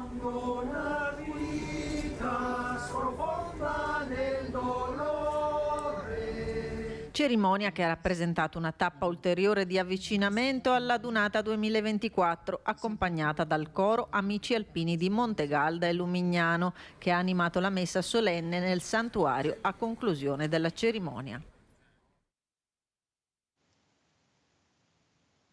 Venuto in mente Asolo, proprio la città di 100 orizzonti, ma Monteberico non è di sicuro al secondo piano, ha una vista veramente meravigliosa. Però quello che noto, e lo dico da un pezzo, Presidente, è che continuiamo a non vedere i giovani. Non vediamo le scuole, pochissime volte, pochi, rispetto anche alla fortuna che abbiamo di avere ancora questi ragazzi, e questo fa molto male, perché non riesce a trasmettere i valori. I ragazzi non vengono intrigati abbastanza. Eppure, l'ha detto lei, quando li prendete per per mano e li accompagnati anche in percorsi educativi, questi ragazzi ci sono, lasciano a casa il cellulare, anzi vogliono tornare. Allora come possiamo far capire l'importanza di arrivare a questi giorni, di fargli capire i valori? Perché anche questa mattina, se noi andiamo a vedere quello che succederà, vedete che dei giovani ne vedrete veramente pochi, pochissime scuole. Invece sono momenti che dovrebbero essere obbligatori alle scuole a portare i ragazzi a capire i valori, la storia. Prego, Presidente. Beh, direi che qui purtroppo, me lo lasci dire, le riforme fatte in questi ultimi 20 anni della scuola l'hanno veramente portata ad una situazione che non è accettabile. Non si fa più storia, non si fa più geografia, ma soprattutto non si fa più educazione civica. Cioè non si trasmettono ai ragazzi quei valori fondanti, quegli elementi che sono quelli necessari per avere un'identità di popolo, per essere capaci tutti insieme di guardare nella stessa direzione, per avere memoria di ciò che è stato fatto, alle volte anche per non ripeterla. Ma bisogna farla quella memoria, perché altrimenti poi questi ragazzi, io ho 8 nipoti, non è possibile che in quinta elementare non si parli, mai, e noi viviamo sotto il grappa, non sanno neanche cos'è il grappa, non sanno cos'è la prima guerra mondiale, perché finiscono le scuole elementari al massimo con l'impero romano. Non è possibile. Non è così che si fa educazione, soprattutto non si fa educazione non ricordando i momenti fondamentali e fondanti di questa nostra realtà, di cui ci vantiamo, parliamo della Costituzione e allora parliamo del nostro essere popolo e nazione. Allora io dico che il 4 novembre, così come il 2 di giugno, così come anche il 25 di aprile, devono essere per forza ricordati nelle scuole, come tutti gli altri momenti in cui si ricordano quelle tragicità e quegli avvenimenti, per non ripeterli più e per ribadire quei valori di condivisione. È così che si costruisce la pace, non con i proclami, non con le altre affermazioni, ma portando questo senso di appartenenza da un lato, ma anche di fraternità e di condivisione dall'altro a tutti i livelli, cominciando dai più giovani. Altrimenti creiamo solo della gente individualista che guarda il suo telefonino e risponde al suo telefonino senza neanche sapere chi c'è accanto a lui. Queste sono cose non accettabili in una società che vuole crescere e che vuole trasmettere e portare avanti la propria identità ed i propri valori. E con questi si può costruire la pace, senza di questi quello che sta succedendo l'abbiamo sotto gli occhi tutti. Eppure, Presidente, le posso assicurare che quando ospiti questi docenti, questi addetti anche ai lavori dicono che non è vero, che la scuola fa questi percorsi, se li fa noi non li sappiamo, vorremmo anche capire quando e se li come. facciano vedere questi percorsi. Quando chiediamo di poter entrare nelle scuole dobbiamo fare carte sopra carte per poter andare lì. Abbiamo per questo creato i nostri campi scuola, che vengono fatti e per dimostrare che i ragazzi fossero stimolati, sono disponibili. Non è vero che i ragazzi di oggi non abbiano volontà e voglia di capire, di comprendere e di dare il loro contributo. Bisogna dargli l'occasione per farlo. Grazie Presidente, io lo ribadisco e mi fa piacere che lei mi supporti in questo. Abbiamo Nadia da Treviso, vai Nadia. Ciao Mirella, Ciao. 11 minuti. Vai Nadia. Buongiorno anche ai tuoi ospiti. Niente, volevo dire, allora, a voi non vi danno i soldi.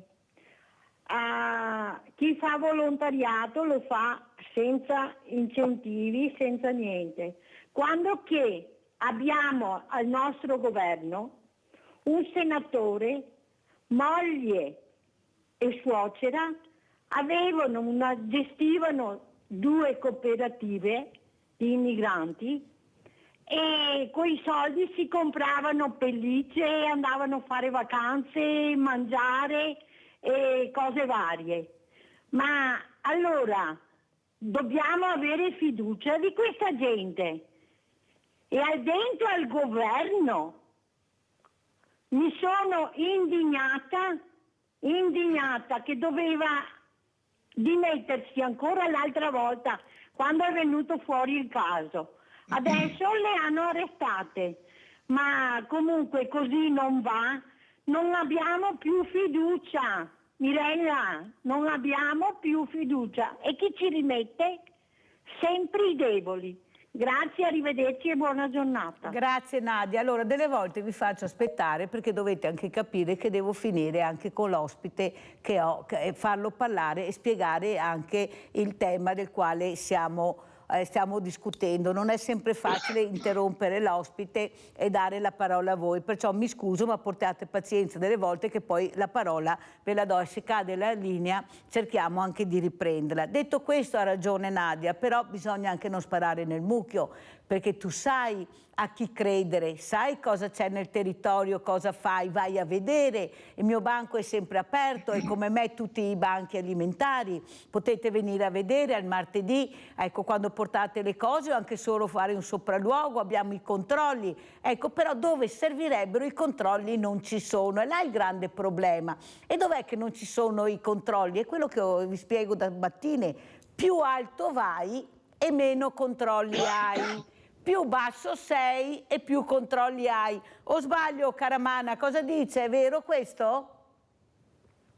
Purtroppo è vero, è sempre stato così, lo è sempre stato anche se vogliamo uscire dal sociale, vogliamo andare sul commerciale, è sempre stato così, viene colpito il piccolo negoziante, però poi alla grande fabbrica, la grande industria, il grande imprenditore semmai non viene controllato proprio. Purtroppo per colpa di pochi poi capita anche che dei cittadini perdano diciamo la loro diciamo fanno perdere di importanza e di vericità anche alle associazioni che invece lavorano bene sul territorio. E anche noi, come ha detto anche lei, invitiamo sempre tutti quanti a vedere il nostro operato, e ovviamente da noi non è facile potersi presentare così facilmente, però basta avere un primo colloquio telefonico, dopodiché organizziamo un incontro. Poi ci sono degli eventi, abbiamo oltre al diciamo, nostro progetto alla Casematta dove accogliamo bambini, abbiamo anche un centro giovanile che da poco stiamo per attivare e dove è aperto a tutti per collaborare, quindi l'apertura secondo me è fondamentale per le associazioni e per chi lavora nel terzo settore, proprio per far vedere il lavoro che facciamo e per appunto far capire che quello che facciamo è qualcosa di vero e non di inventato. I controlli purtroppo avvengono sempre ai quei piccolini, perché semmai è più facile controllarli, perché i problemi semmai che escono fuori sono più gestibili. Quando si tratta invece di enti molto più grandi, sanno già di trovare semmai problemi enormi e preferiscono scoperchiare proprio la pentola o peggio ancora ci sono poi semmai piccoli accordi territoriali dove c'è poco da fare. Adesso vi porto sul Montello, ma con una telefonata sempre a Treviso. Caramanna, andiamo a sentire Adriana. Ciao Adriana. Mirella, buongiorno. Saluto anche i suoi ospiti. Mi senti Mirella? Sì, benissimo. Un po' afona. Vorrei dire che i etini fanno di tutto per carità, ma bisogna ricordare l'età che hanno, perché dico volontariato va bene, ma insomma c'è volontariato, no, sono bravi comunque. Comunque io dico che i ragazzi non interessa niente di niente, perché guardi, ce ne sono a bizzeffe, li vedi sempre al bar. Non è che io vada spesso al bar, non vado quasi mai, ma se ho occasione di passare li vedo. Bisognerebbe darle non una bastonata sulla testa, ma sulle gambe, perché si muovono, perché è una vergogna.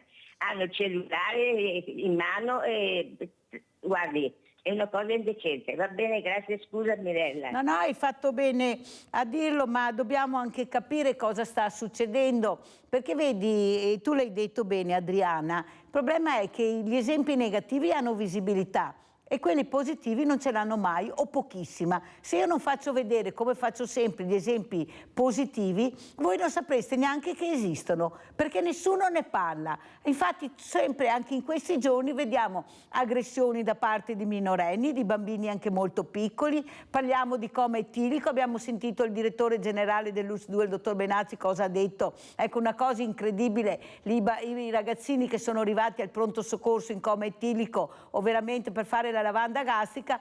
Ma io mi domando, ma questi genitori dove sono? Ma io non posso prendermela col bambino o col ragazzino. C'è un qualcosa che va oltre questo ragazzino, questo genitore permissivo, quello che dice che è un amico del figlio, l'amica della figlia, ecco, che non riesce a essere autorevole e non autoritario, non sa neanche da che parte iniziare. Presidente, cosa dice? Favero, naturalmente. Sì, no, io dico una cosa, la dico anche ai ragazzi per capire. Io sono cresciuto, tornando un po' alla storia antica, col metodo spartano e non col metodo ateniese, ma credo che il metodo spartano, soprattutto per i ragazzi, non vuol dire solo rigidezza, vuol dire far capire che certe regole ci sono, vanno rispettate nel loro soprattutto interesse, nel far capire che bisogna soprattutto prima avere quel senso del dovere e dei doveri prima di chiedere diritti. Ecco, questa è un'altra delle cose che la nostra società sta distruggendo. Sta solo parlando di diritti, no, ci sono anche i doveri di ognuno di noi che devono essere inculcati, ma deve essere la famiglia, devono essere le scuole, la formazione che fa capire questi aspetti. Giustamente il padre è il padre, non è il fratello, il padre è il padre, la madre è la madre, non è la sorella. Questo è uno degli elementi che devono essere capiti. Poi l'attenzione verso i figli, io ne ho avuti 3, per grazie a Dio sono ultra quarantenni e mi pare che funzionino bene. Ecco, spero che i nipoti crescano bene, ma bisogna avere questo senso e questa capacità di educare nel vero senso della parola, che non vuol dire permettere, vuol dire insegnare loro a capire e a distinguere, e quindi avere quel senso del dovere prima di qualsiasi altra cosa. Allora andiamo a Venezia. Caraman, la porto in giro per il Veneto questa mattina, adesso andiamo a Venezia e sentiamo il patriarca su Ognissanti. Andiamo a sentire cosa ha detto il patriarca Moraglia a Venezia. Per noi credenti questa festa significa andare all'essenza della nostra fede, perché l'essenza della fede è la vita di Dio, e la vita di Dio è la santità. Quindi sottolineiamo sempre che la Chiesa non celebra astrattamente la virtù della santità, ma i santi concreti. I santi concreti che ci richiamano all'essenziale della nostra fede. Una celebrazione che si intreccia con la commemorazione dei defunti. Il significato è quello anche qui di andare all'essenza della nostra fede, perché la nostra fede inizia con la risurrezione di Cristo. E quindi la morte non è per il nulla, la morte è per la pienezza della vita. Quindi tutto quello che riguarda il culto dei morti e dei santi va inteso in modo integrale, perché sennò la morte da sola spaventa, diventa la celebrazione delle tenebre, dell'oscurità, si cerca di esorcizzarla e non ci si riesce, la si banalizza molte volte, e invece la risurrezione, la santità, la vita eterna ci aiuta a essere più reali e concreti anche nella vita di tutti i giorni. Infine, un pensiero per i bambini. Ma io direi che i nostri bambini hanno bisogno di esempi e hanno bisogno di strumenti che rendano loro vicini i santi. Quindi do un'indicazione che può sembrare anche semplice e banale, ma credo che invece corrisponda molto alla mentalità del bambino. E io ricordo, ho un bel ricordo di quando ero bambino dei fumetti dei santi, Don Bosco, Don Orione, San Luigi Gonzaga, Madre Teresa di Calcutta potrebbero diventare veramente dei soggetti che appassionano anche attraverso l'arte, diciamo, del fumetto i nostri bambini. Allora, prima di dare la parola di Caraman e parlare proprio di bambini, sentiamo Giusy da Treviso. Ciao Giusy. Ciao Mirella, buongiorno ai tuoi ospiti. Allora Mirella, bisognerebbe che il CAF, o chi per esso non so, contare quanti nomi stanno facendo il 7:30, di contare senza fare nomi, di fare un biglietto e vedere in quanti siamo per dare il 7,30 a questo 5 per 1000 alle vostre associazioni. Questo si dovrebbe fare, perché loro, Mirella, prendono anche gli interessi di 1 anno e mezzo, 2, ma finché non ne arrivano. Sicché sono sempre soldi nostri che abbiamo dato senza prendere noi gli interessi, ma li prendono loro e vi fanno aspettare. E poi di Sumaoro, che non dica che non sapeva niente, che vedere sua moglie e sua suocera in quelle condizioni che facevano una vita da regine. Bisogna buttarlo fuori anche lui, ma perché lui è sposato, non è separato con lei. E lei sapeva queste cose. No che tiri fuori i discorsi, ma io qua, io là, io su, io giù. Devono farseli dare tutti indietro quei soldi là. Altrimenti abbiamo un governo del cavolo. Vi saluto. Abbiamo sentito anche le riflessioni della nostra Giusy, grazie. Allora, Presidente Caramanna, questi bambini che delle volte noi li guardiamo, abbiamo visto anche sul video, anche se giustamente non abbiamo visto i loro visetti meravigliosi, ma che non si rendono conto magari di quanto male hanno, vivono la malattia in maniera incredibile. Però se c'è anche la serenità, qualcuno che li fa divertire, che li fa atterrare, io dico dolcemente, dico così, Presidente, è un bel percorso. Ecco, forse i ragazzi dovrebbero entrare anche di più in queste situazioni, dovrebbero essere loro a visitare e a capire cosa c'è dietro la loro medaglia, questa noia proprio che non li lascia mai, ma non è colpa loro, è l'adulto che non riesce a accompagnare in percorsi educativi giusti questi ragazzi. E come dice il Presidente, ma cosa vuole che impari un ragazzo che viene una volta alla settimana, ogni 15 giorni a consegnare la borsa della spesa? Bisogna fare un percorso educativo continuo, lo sport potrebbe aiutare, servire, invece anche qua si fa poco. Non so a Napoli, da noi funziona così, Presidente Caramanna, prego. Sì, come diceva lei, io penso che dovremmo... La politica, i nostri politici dovrebbero capire che dovrebbe essere attivato un progetto per tutte le scuole, perché bisogna partire dalle scuole. Tutto quello che sta dicendo lei può essere attuato solamente attraverso le scuole, perché solamente così, educandoli, preparandoli ad aiutare chi ha bisogno, bisogna fare una cittadinanza, a educarli alla cittadinanza attiva. I miei bambini, per esempio, hanno vissuto sempre la casa di Matteo, nonostante quando si entra qui comunque si ha contatto con la disabilità e quindi con la sofferenza. E la disabilità e la sofferenza spesso spaventa, specialmente gli adulti, più dei bambini, perché non la si conosce. Quando un qualcosa non la conosci, tu preferisci girarti all'altro lato ed evitare quello che potrebbe essere poi un tuo stato d'animo che ti appesantisce. Invece i bambini, io l'ho visto, l'ho scoperto con i miei figli proprio in prima linea, loro vivendo il quotidiano della casa di Matteo, loro vanno oltre quello che è la disabilità, la patologia del bambino, loro vedono solo il bambino e quindi quando loro per strada incontrano un bambino sulla sedia a rotelle o che ha una disabilità, per loro è un qualcosa di normale e questo obiettivo è stato raggiunto proprio perché c'è stata un'educazione a questa diversità e questo lo si può fare in tutti gli ambiti, ma bisogna partire dai bambini piccolini perché loro sono una carta bianca sulla quale poter scrivere e noi abbiamo il dovere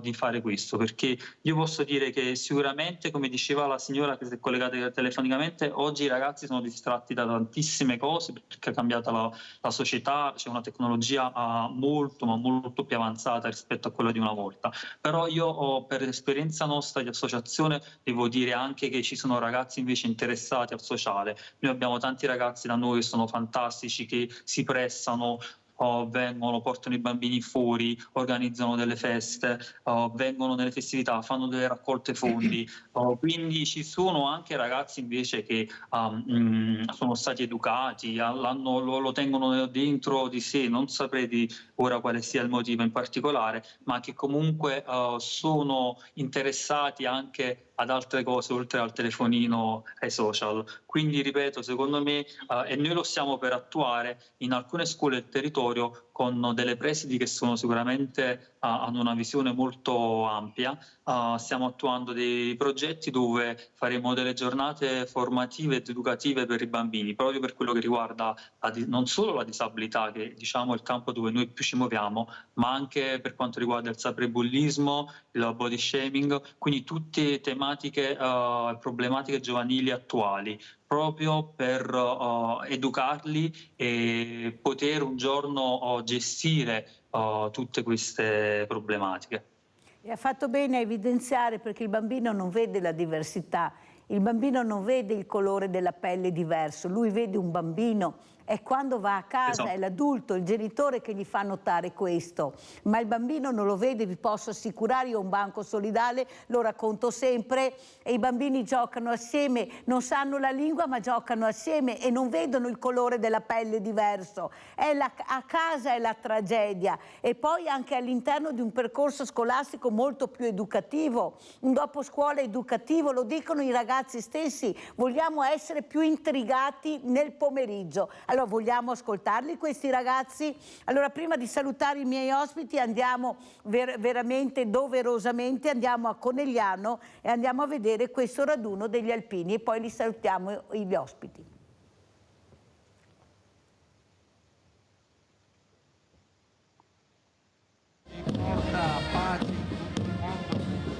La pioggia non ferma gli oltre 500 alpini di 10 sezioni che hanno sfilato per le vie della città del Cima per il 12° raduno del gruppo di Conegliano, città simbolo delle penne nere. Lo sfilamento chiude una 2 giorni dedicata al corpo. Ieri l'incontro nelle scuole per spiegare ai più giovani l'impegno delle penne nere nelle missioni di pace nei teatri di guerra. È in piazza 4 novembre che si vive il momento più intenso con l'alzabandiera.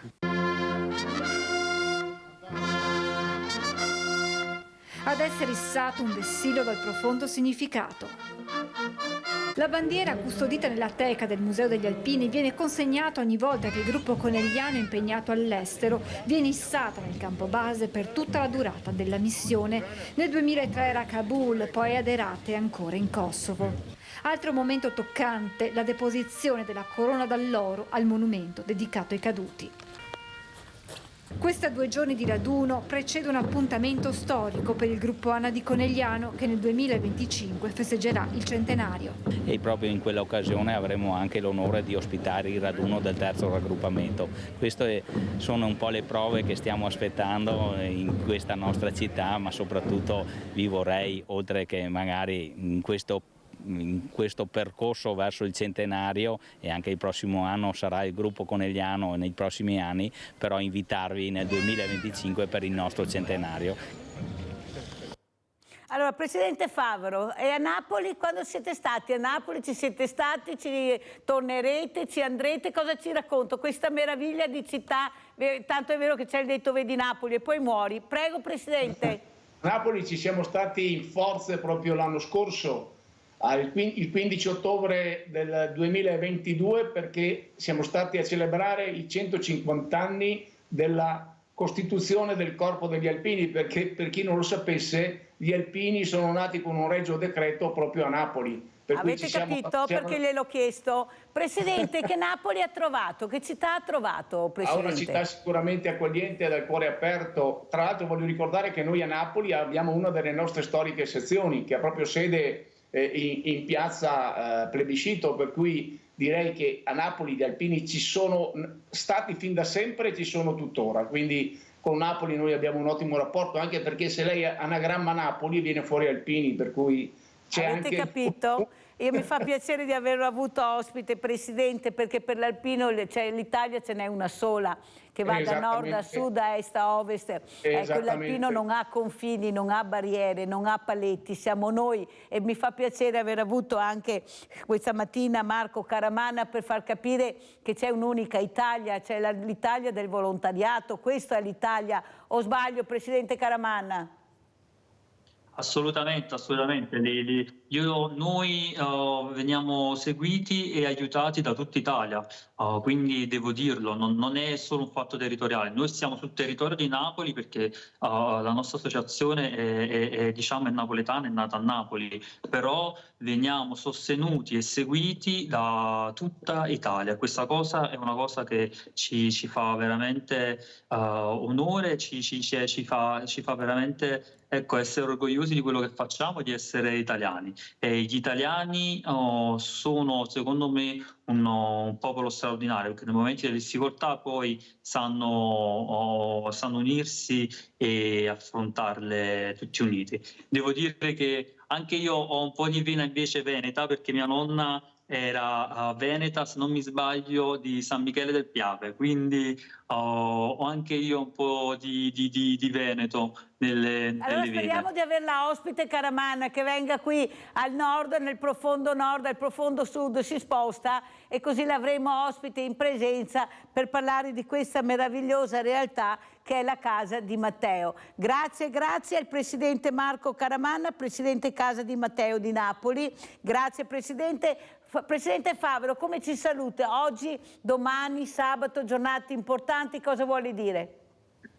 Sono giornate importanti, sono giornate in cui noi oggi facciamo memoria dei nostri caduti, lo faremo soprattutto sabato 4 di novembre, che per noi è un momento fondamentale perché proprio è la memoria nel ricordare e nel ricordare chi è andato avanti, chi ha sacrificato la propria vita per la nostra patria, nel ricordare l'unità di questa patria, che è tutta Italia, e nel rendere onore e omaggio alle nostre forze armate. Grazie anche al Presidente Sebastiano Favero, Presidente ANA, Associazione Nazionale Alpini, che se non ci fosse dovremmo inventarli, ma soprattutto merito, e sono orgogliosa di aver conosciuto questa persona meravigliosa che è il Presidente Sebastiano Favero. Grazie Presidente di essere stato con noi. Grazie. Grazie a voi, un grande saluto e un grande abbraccio. Grazie Presidente. Pubblicità.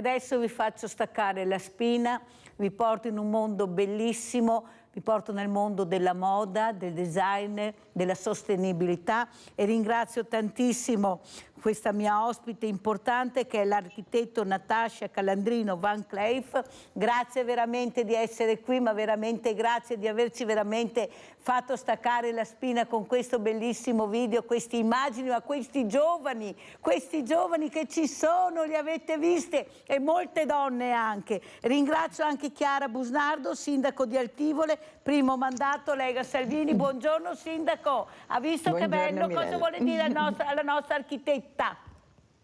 Che meraviglia, infatti, Mirella, veramente un sogno e una location meravigliosa a Milano, giusto? Con questa bellissima ballerina, veramente con una grazia e un'eleganza straordinarie. Allora, perché ho invitato questa importante architetta? Perché fa gli abiti green creati in fibra di faggio. Pensate, i suoi abiti sono fatti con la polpa dell'albero. È il tessuto più sostenibile sul mercato. Prego architetta e grazie di essere qui. Ho proprio staccato la spina dopo quegli ospiti che ho avuto all'inizio. Prego.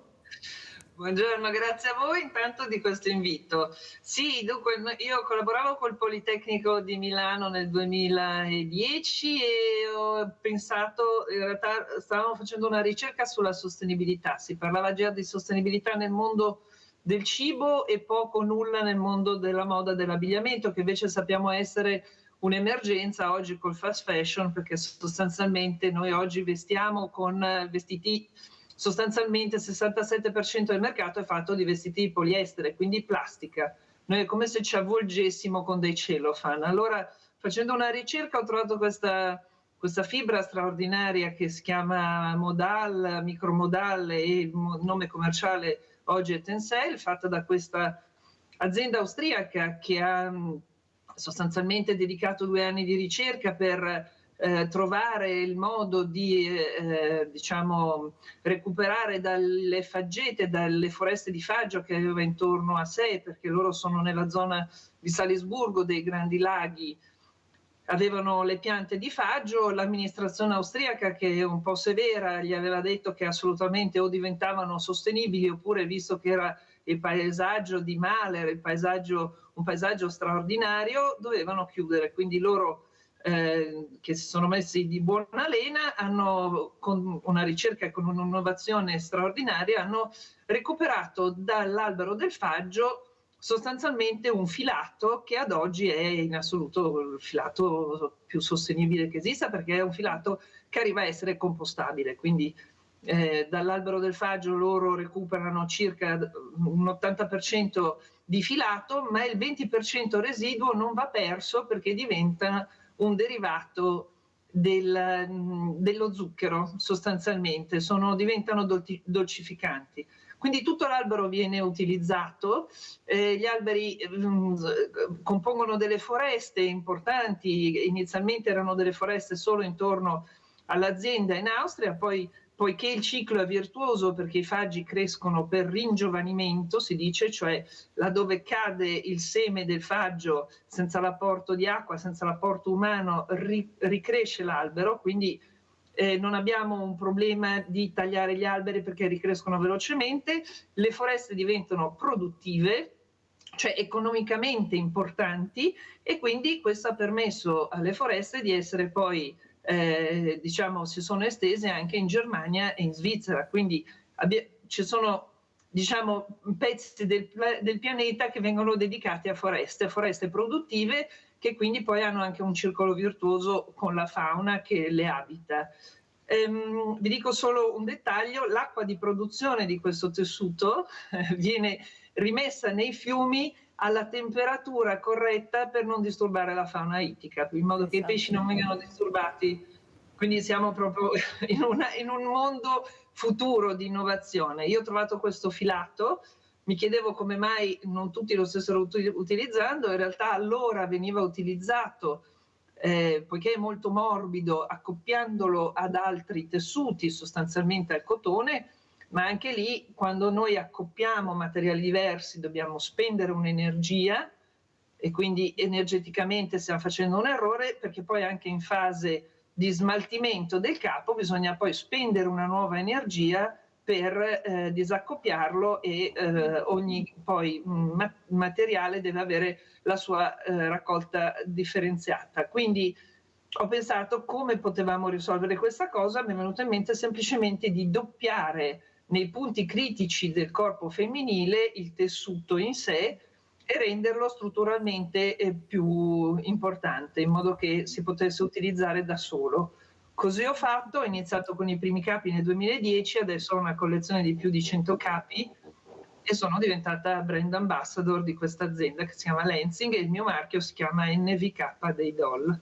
E noi la abbracciamo, la ringraziamo per averci spiegato questa meraviglia che lei è riuscita a trovare, a farci vedere, a creare. Però io adesso vado da Chiara Busnardo, sindaco di Altivole, primo mandato Lega-Salvini. Questa politica che è molto lontana dalla donna, nonostante abbiamo una premier donna, Chiara Busnardo, questa donna che fa fatica ad emergere, ma quando emergi stupisce, ma nel vero senso della parola, con una creatività che veramente è incredibile e lo sta dimostrando dalle parole che ha detto Natascia Calandrino Van Cliff. Cioè, perché la politica non ascolta gli addetti ai lavori, quelli seri, quelli che hanno idee, quelli che possono proporre per far veramente volare il nostro paese, che in fatto di creatività tutti ci invidiano? La politica non ascolta, non si sa, e forse ci sono anzi ci sono degli apparecchi acustici molto importanti, glieli regaliamo se vogliono, se non riescono a sentire bene. Prego, sindaco.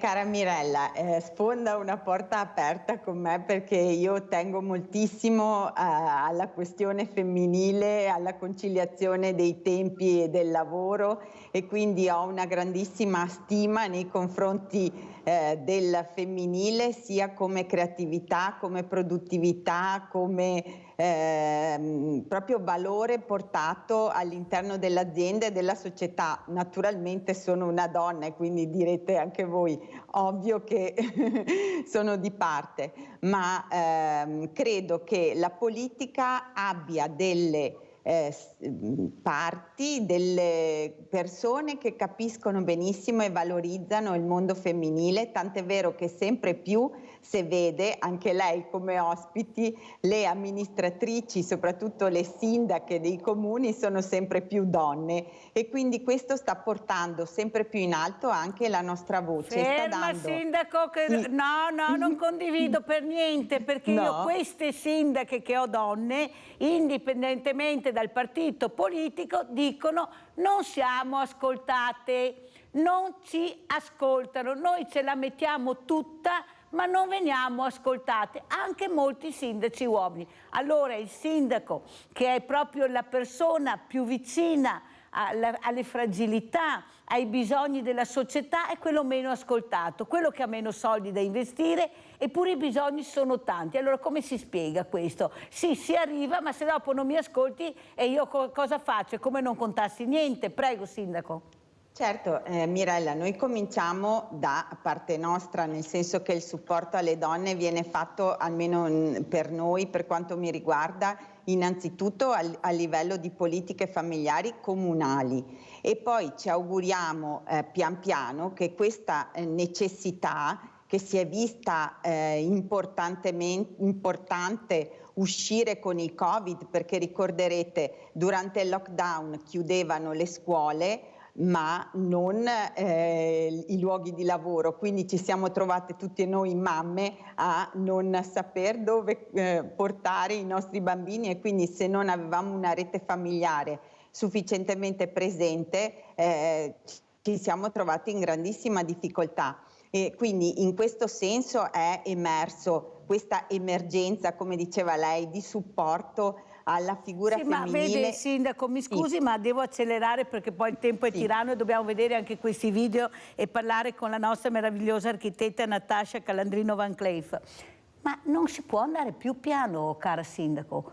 Noi abbiamo queste senatrici e questi onorevoli che devono accelerare, perché noi abbiamo i femminicidi che fanno rabbrividire e non abbiamo ancora la tutela della donna, abbiamo ancora la donna che deve andarsene da casa e lasciare la casa al marito o al compagno che l'ha picchiata, contraiamo i bambini a lei, a tutti. Capisce che non ci siamo proprio, nella scala dei valori non siamo arrivati, siamo indietro. Sindaca, sentiamo cosa ne pensa l'architetta Natascia Calandrino Van Cleef, che è arrivata, ma vorrei capire anche se è stato proprio così semplice e facile questo supporto anche al design, alla moda, ai giovani, perché i giovani hanno bisogno di supporto. Prego.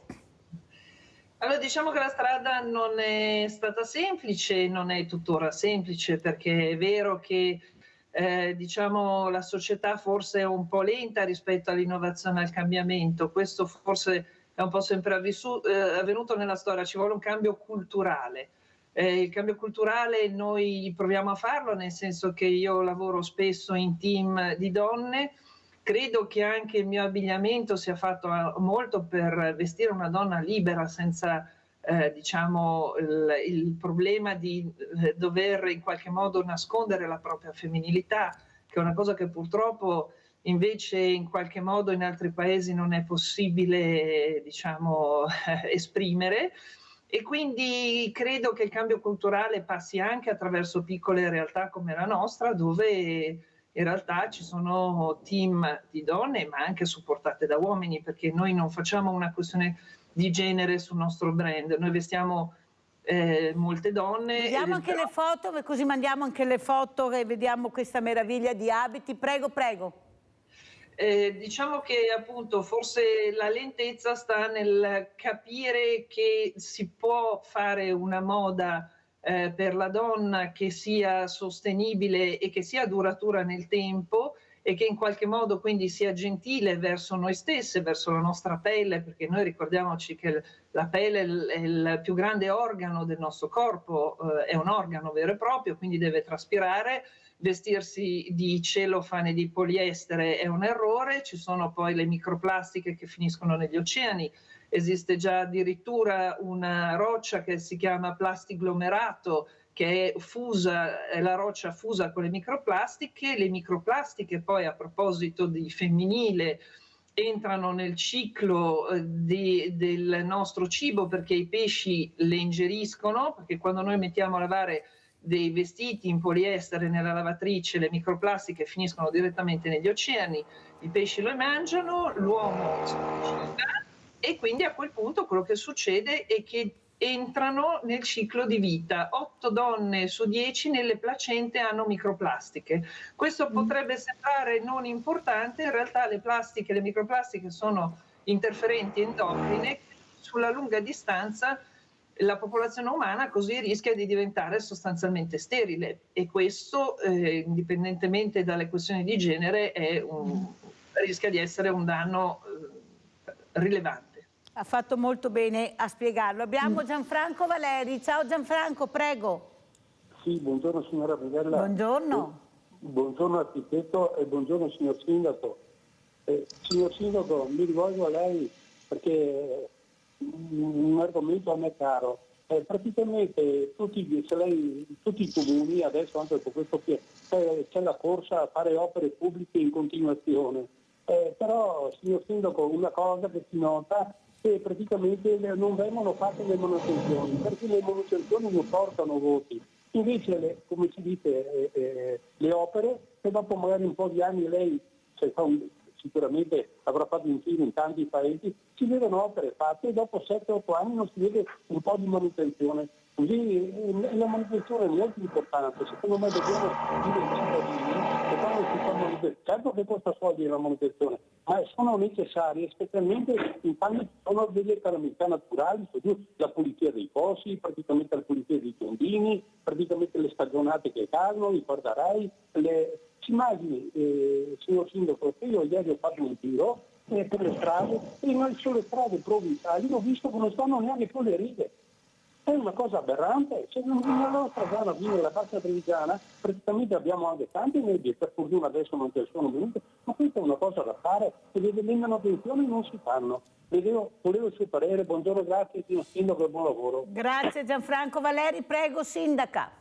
Grazie Gianfranco, ha ragione e concordo pienamente che è importantissimo mantenere tutto il patrimonio pubblico, oltre a realizzare nuove opere che servono qualora immobili magari abbiano bisogno appunto di essere rifatti. Comunque ha ragione, però purtroppo Gianfranco il patrimonio pubblico è molto esteso e quindi non sempre riusciamo ad essere così tempestivi nella manutenzione come vorremmo, per cui mi rendo conto che a volte ci sono delle lacune e saltano dei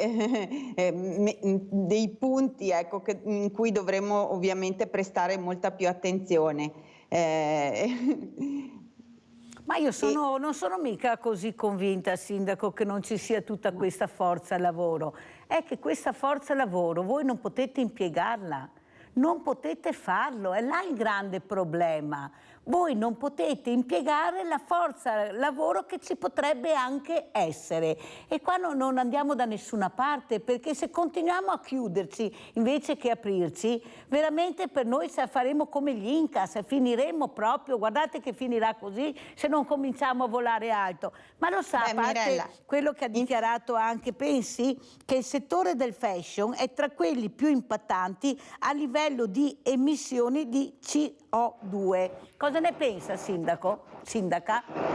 Sì, purtroppo è una questione molto rilevante. Tutto il tema della sostenibilità e dell'attenzione alla propria impronta rispetto al futuro è fondamentale ed è un tema come dire, di emergenza ormai. Non stiamo più parlando di una fascia elitaria della popolazione. Tutti noi dobbiamo avere coscienza di quello che è sostenibile, di quello che fa bene al nostro pianeta e al nostro futuro, perché sono tematiche ormai che conosciamo tutti e quindi è nostro dovere prenderci cura proprio del nostro pianeta e sensibilizzare. Mi sembra che lo stiano facendo con le guerre che abbiamo anche. No, ma le sembra che chi dovrebbe pensare questo lo stia facendo. Architetta, cosa ci dice lei? Ecco, che visione ha? Cosa sta vedendo nel futuro? Questa meraviglia di colori che vediamo anche nei cieli, ormai vediamo questi colori nel cielo. Sparito l'azzurro, rosso, verde, giallo, sono questi missili, queste armi terribili. Prego.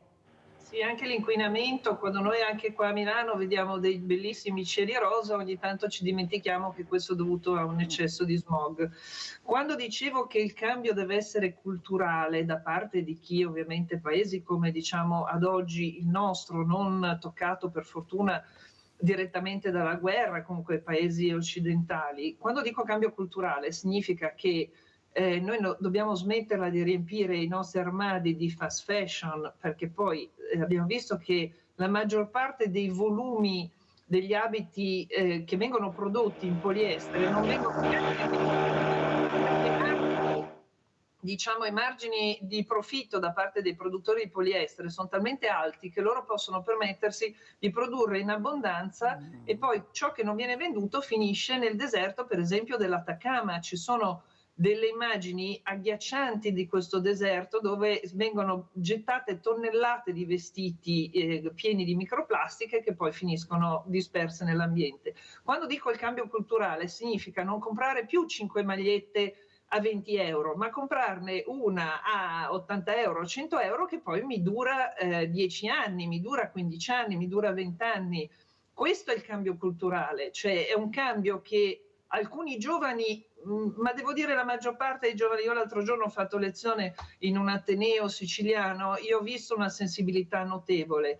È forse un po' ancora la nostra generazione che fa fatica a comprendere questo, quindi dobbiamo unire le generazioni in un discorso comune, comprare meno e comprare meglio, andare a vedere sulle etichette la provenienza del capo, perché ricordiamoci che noi in Europa abbiamo il regolamento REACH che quindi per fortuna ci obbliga a essere virtuosi nella produzione dei nostri capi di abbigliamento. Basta uscire dall'Europa e andare per esempio a produrre in paesi limitrofi all'Europa e importare. Questo è consentito, ma questo significa non aver avuto alcuna tutela né di tutta la filiera di lavorazione del capo, dal filato al capo finito, né sui lavoratori e nemmeno sulle sostanze tossiche che sono state impiegate, che poi noi rischiamo di metterci e di indossare con gravi problemi tossicologici poi di salute, perché è anche salute quello che indossiamo, certo. Non è solo...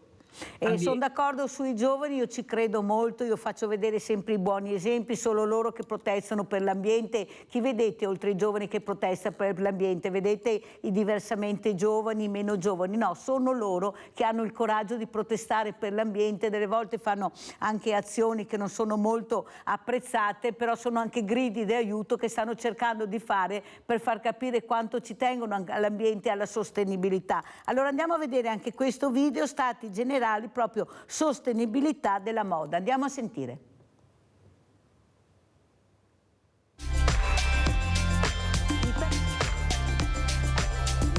Van Cleef è realizzata esclusivamente in tessuto Pencil Modal di Lenzing, una fibra di origine vegetale derivata principalmente da polpa di faggio ricavata da foreste del nord Europa, gestite in modo responsabile. Nata nel 2010, NVK Dental propone linee di abbigliamento complete basate sulla filosofia dello slow fashion, come la durabilità del prodotto, la sua versatilità e la sua produzione locale, utilizzando filiere corte e certificate. Dalla materia prima, la fibra Pencil Modal di Lenzing, che viene prodotta in Austria e filata, tessuta e confezionata in Italia fino al capo finito. Il processo è semplice e lineare, perché utilizza un solo tessuto secondo un modello brevettato. La fattura della collezione è Circular by Design.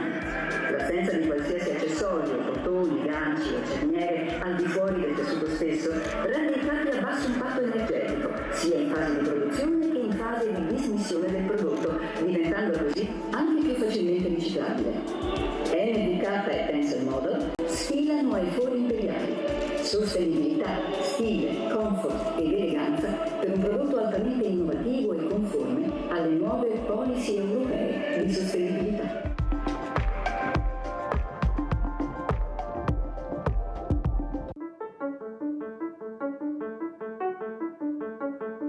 Daydol is extraordinary because it allows you to have beauty and health at the same time, the health of your body and the health of the environment. It's made out of sustainable beech wood, and the whole collection's been organized according to that fabric, which is very soft, caressing, but also very healthy for your body.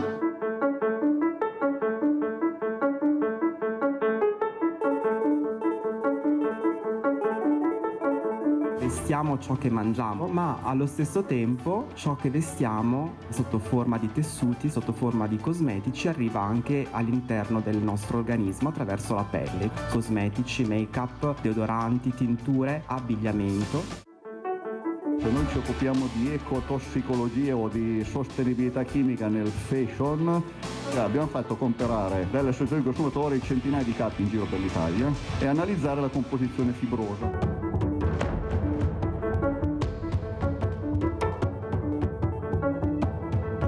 Il problema è dato dalle sostanze chimiche che vengono rilasciate dai capi, che si chiamano alchilfenoli e tossilati. Sono componenti di detergenti.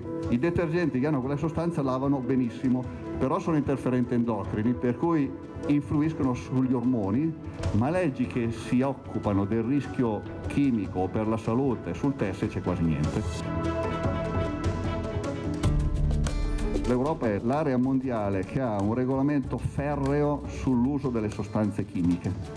Si chiama REACH, l'acronimo sta per Registration, Evaluation, Authorization Chemicals. Ha preso in considerazione qualcosa come 100.000 sostanze vendute e commercializzate usate in Europa, dal tingere i tessili ai shampoo per i capelli al detersivo per i piatti. Il problema è che REACH non prende minimamente in considerazione gli articoli importati. Per cui il rischio o la certezza che qui determinati articoli non li faremo più perché non potremo più usare le sostanze, o basta che li facciamo fare in Turchia senza andare in Cina e ci importiamo la schifezza, ed è quello che esattamente succede oggi. Quello che serve è la tracciabilità della filiera e che la stessa sia trasparente. Stiamo rilasciando quella certificazione che si basa sulla totale tracciabilità della filiera. Lo stiamo facendo con i primi brand della moda, ma lo stiamo facendo con un centinaio di aziende, l'abbiamo fatto con lei che è una meraviglia, e difatti il suo articolo è sicuro, è compatibile dal punto di vista ambientale, è sostenibile, ma non perché lo diciamo da un punto di vista del marketing, perché lo diciamo con cognizione di causa. Allora la partita di far diventare così tutta la moda italiana, e non solo italiana, è quella che si deve giocare. La certificazione del Ministero dell'Ambiente e dell'Associazione Tessile Salute per me è una cosa molto importante, proprio perché è un po' ancora andare nel solco di questo percorso che si era iniziato e dove spero che poi, a parte l'apprezzamento del tenersi addosso un tessuto fresco e che fa bene alla pelle, sia salutare per tutti, insomma, sia per noi che per l'ambiente. Complimenti per questo video, architetta, veramente grazie invece di avercelo mandato. Abbiamo Rino da Mantova in linea, prego Rino. Buongiorno signora, Buongiorno. lei e tutti i suoi invitati che ha lì in studio. Volevo dire, lei ha accennato qualcosa prima degli aerei tricolore, eccetera. Io so da 3 anni fa da un colonnello dell'aeronautica di Vicenza, che è un mio carissimo amico, mi ha detto non sono quelli che fanno le strisce bianche alle 5, alle 4 del mattino, cosa scaricano, e mi ha detto cosa scaricano dalle industrie queste cose, era l'inizio del Covid, lasciamo stare. Un'altra cosa, andiamo avanti, perché le industrie, io avevo un'attività grande in città fino a anni fa, perché non tornano ancora al vetro? Ma è ora di finirla, gli interessi solo per l'industria della plastica, fa queste cose, dove vanno a finire dopo? La maggior parte le gettano via e le vanno nei mari, avvelenano tutti, i pesci mangiano, è inutile che continuiamo questa cosa, ci ammaliamo di brutte cose. Purtroppo io le lascio dopo, non le voglio fare nome per pubblicità, sono 30 anni che uso un prodotto che mi ha parlato uno che conosce tutte le piante del mondo che ci sono in Africa, nelle giungle e così via, e non dico il nome, lo metto in acqua, io ho 35 piante da frutto, è biologico con questa cosa, non danneggia perché è la cosa naturale che ha fatto quella in alto di questa pianta, è l'unica, l'ho detto che ad altri che vanno a tagliare piante e così via. Ci abbiamo tutto, non solo l'interesse e paura di perdere un po' di frutta, continua a avvelenare. È ora di finirla. Ecco, grazie, salutiamo anche Mantova questa mattina che ha chiamato. Architetta, quello che però è anche bello vedere, oltre alla sostenibilità e queste location fantastiche che abbiamo in tutto il paese, ecco questa meraviglia che si sposa a un'altra meraviglia che è la moda, che è la creatività, ecco questa creatività che ce l'abbiamo solo noi, mi permetta di dirlo, ce l'abbiamo nel DNA, non c'è niente, possono copiare ma copiano anche male a volte, ma quello che riusciamo a fare noi con la creatività non ce n'è per nessuno. Cosa ci dice, architetta? Guardi, io sono di origine olandese, però scelgo di vivere in questo paese perché è il paese veramente più bello del mondo. Abbiamo dalle montagne al mare una varietà di paesaggi che capisco che crei anche un po' di invidia in giro per il mondo. Siamo veramente forse il paese più bello del mondo. A me ogni tanto fa un po' male vedere quando appunto magari non sempre nel settore pubblico, diciamo, si ha la giusta salvaguardia del paesaggio. Mi è capitato di recente, insomma, di fare qualche giro al di fuori dei luoghi, diciamo, quelli conosciuti per la loro bellezza, e ogni tanto lì magari qualche mano in più dal punto di vista dell'estetica, che poi, perché se noi abitiamo in un posto bello, siamo anche psicologicamente, diciamo, ci comportiamo meglio. Cioè io vedo quando giriamo e andiamo in un posto dove c'è già la cartacea per terra, un po' magari l'indole di dire butto anch'io il mio pezzo di carta c'è, mentre invece se andiamo in un posto che è che è tenuto bene, dove insomma in qualche modo c'è un'armonia con la natura, quello insomma è più difficile da rovinare, e quindi anche un benessere un po' psicologico in generale. Avere un po' più di cura per l'ambiente significa avere poi alla fine un po' più di cura per noi. Architetta, devo correre, ma devo farle questa domanda. La creatività ai giovani. Ecco, questi giovani che sono messi alla berlina, che sono visti nel peggiore dei modi, invece non ce n'è per nessuno. Guardate, sono veramente bravi e creativi. Prego. Allora, intanto io devo dire che rispetto alla nostra generazione questi giovani affrontano un mondo più difficile, quindi hanno tutto il mio rispetto e tutto il mio supporto, perché i nostri tempi erano più facili, non sono di quelle persone che dicono ah no, però questi giovani adesso seduta sulla panchina li critica, perché loro stanno affrontando delle sfide difficili, si trovano un mondo già un po' rovinato da questo punto di vista, ma non mollano. Allora, lei diceva prima questa cosa dei ragazzi che vanno a fare diciamo le manifestazioni in giro per il climate change. Sulla manifestazione non sono d'accordo, ma su tutto, perché in realtà poi disturbano e creano ulteriore purtroppo inquinamento da traffico veicolare locale, per cui non sono d'accordo sul modo, ma sicuramente il fatto che abbiano un'attenzione che noi non avevamo lo trovo straordinario. Poi e soprattutto ci mettono la faccia, architetta, bisogna dirlo, perché molti criticano ma non mettono la faccia, loro la mettono. Loro ce la mettono, è vero, e poi le dico che io che lavoro, bazzico scuole, università, hanno un sacco di belle idee, e ci mettono proprio lo sforzo e anche diciamo ogni tanto anche diciamo le loro finanze per riuscire a mandare avanti le loro idee, e questa è una cosa bellissima da vedere. I giovani sono il futuro, dobbiamo ricominciare a parlare di future generazioni, perché noi per parecchio tempo ce lo siamo dimenticato. Era un discorso che negli anni magari 60-70 si faceva, di parlare delle future generazioni. Gibran diceva che i figli sono delle frecce messe al nostro arco che puntiamo verso il futuro, e questo è, che siano figli nostri o figli di qualcun altro, le giovani generazioni devono avere un futuro garantito di vivibilità come quello che abbiamo avuto noi. La sostenibilità, la definizione di sostenibilità è proprio questa, cioè permettere alle generazioni future di avere le stesse risorse che abbiamo noi oggi su questa terra. Grazie all'architetta Natascia Calandrino Van Cleef, grazie di essere stata con noi. Allora, Sindaca Busnardo, come ci saluta? Ecco, come commenta le parole di questa designer che ha saputo trovare nella sostenibilità anche un obiettivo di vita per il futuro, per i giovani, facendoli anche creare? Avete visto cosa riescono a fare? Prego. Beh, concordo e mi trovo molto vicino ai pensieri dell'architetto, innanzitutto dicendo che ci vuole anche, secondo me, un cambio culturale prima di tutto, per quella sensibilità verso la donna di cui si parlava prima, ma anche quell'attenzione verso i giovani di cui parlavate anche voi in questa giornata.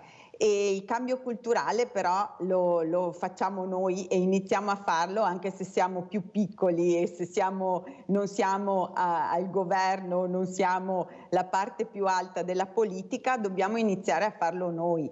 Ed è proprio attraverso tutte queste iniziative, valorizzando queste iniziative che hanno come protagonista la sostenibilità, che hanno come protagonisti i giovani e che hanno come protagonisti tutte le persone che tengono a questi temi. Infatti cito l'esempio che c'è nel mio comune. Devo chiudere, Sindaca. Sì, del progetto Relazioni in Comune, proprio perché si basa della cura del territorio, come diceva lei, tagliare la siepe o tagliare l'erba degli spazi pubblici, un gruppo di volontari, tra questi ragazzi anche speciali, del gruppo Caleido Devo chiudere, Sindaca, non ho più tempo, comunque la ringrazio di quello che ha detto, soprattutto imparare dalle fragilità per conoscere anche un altro mondo. Grazie anche al Sindaco Chiara Busnardo, Sindaco di Altivole, primo mandato Lega Salvini, grazie, la posta di Mirella.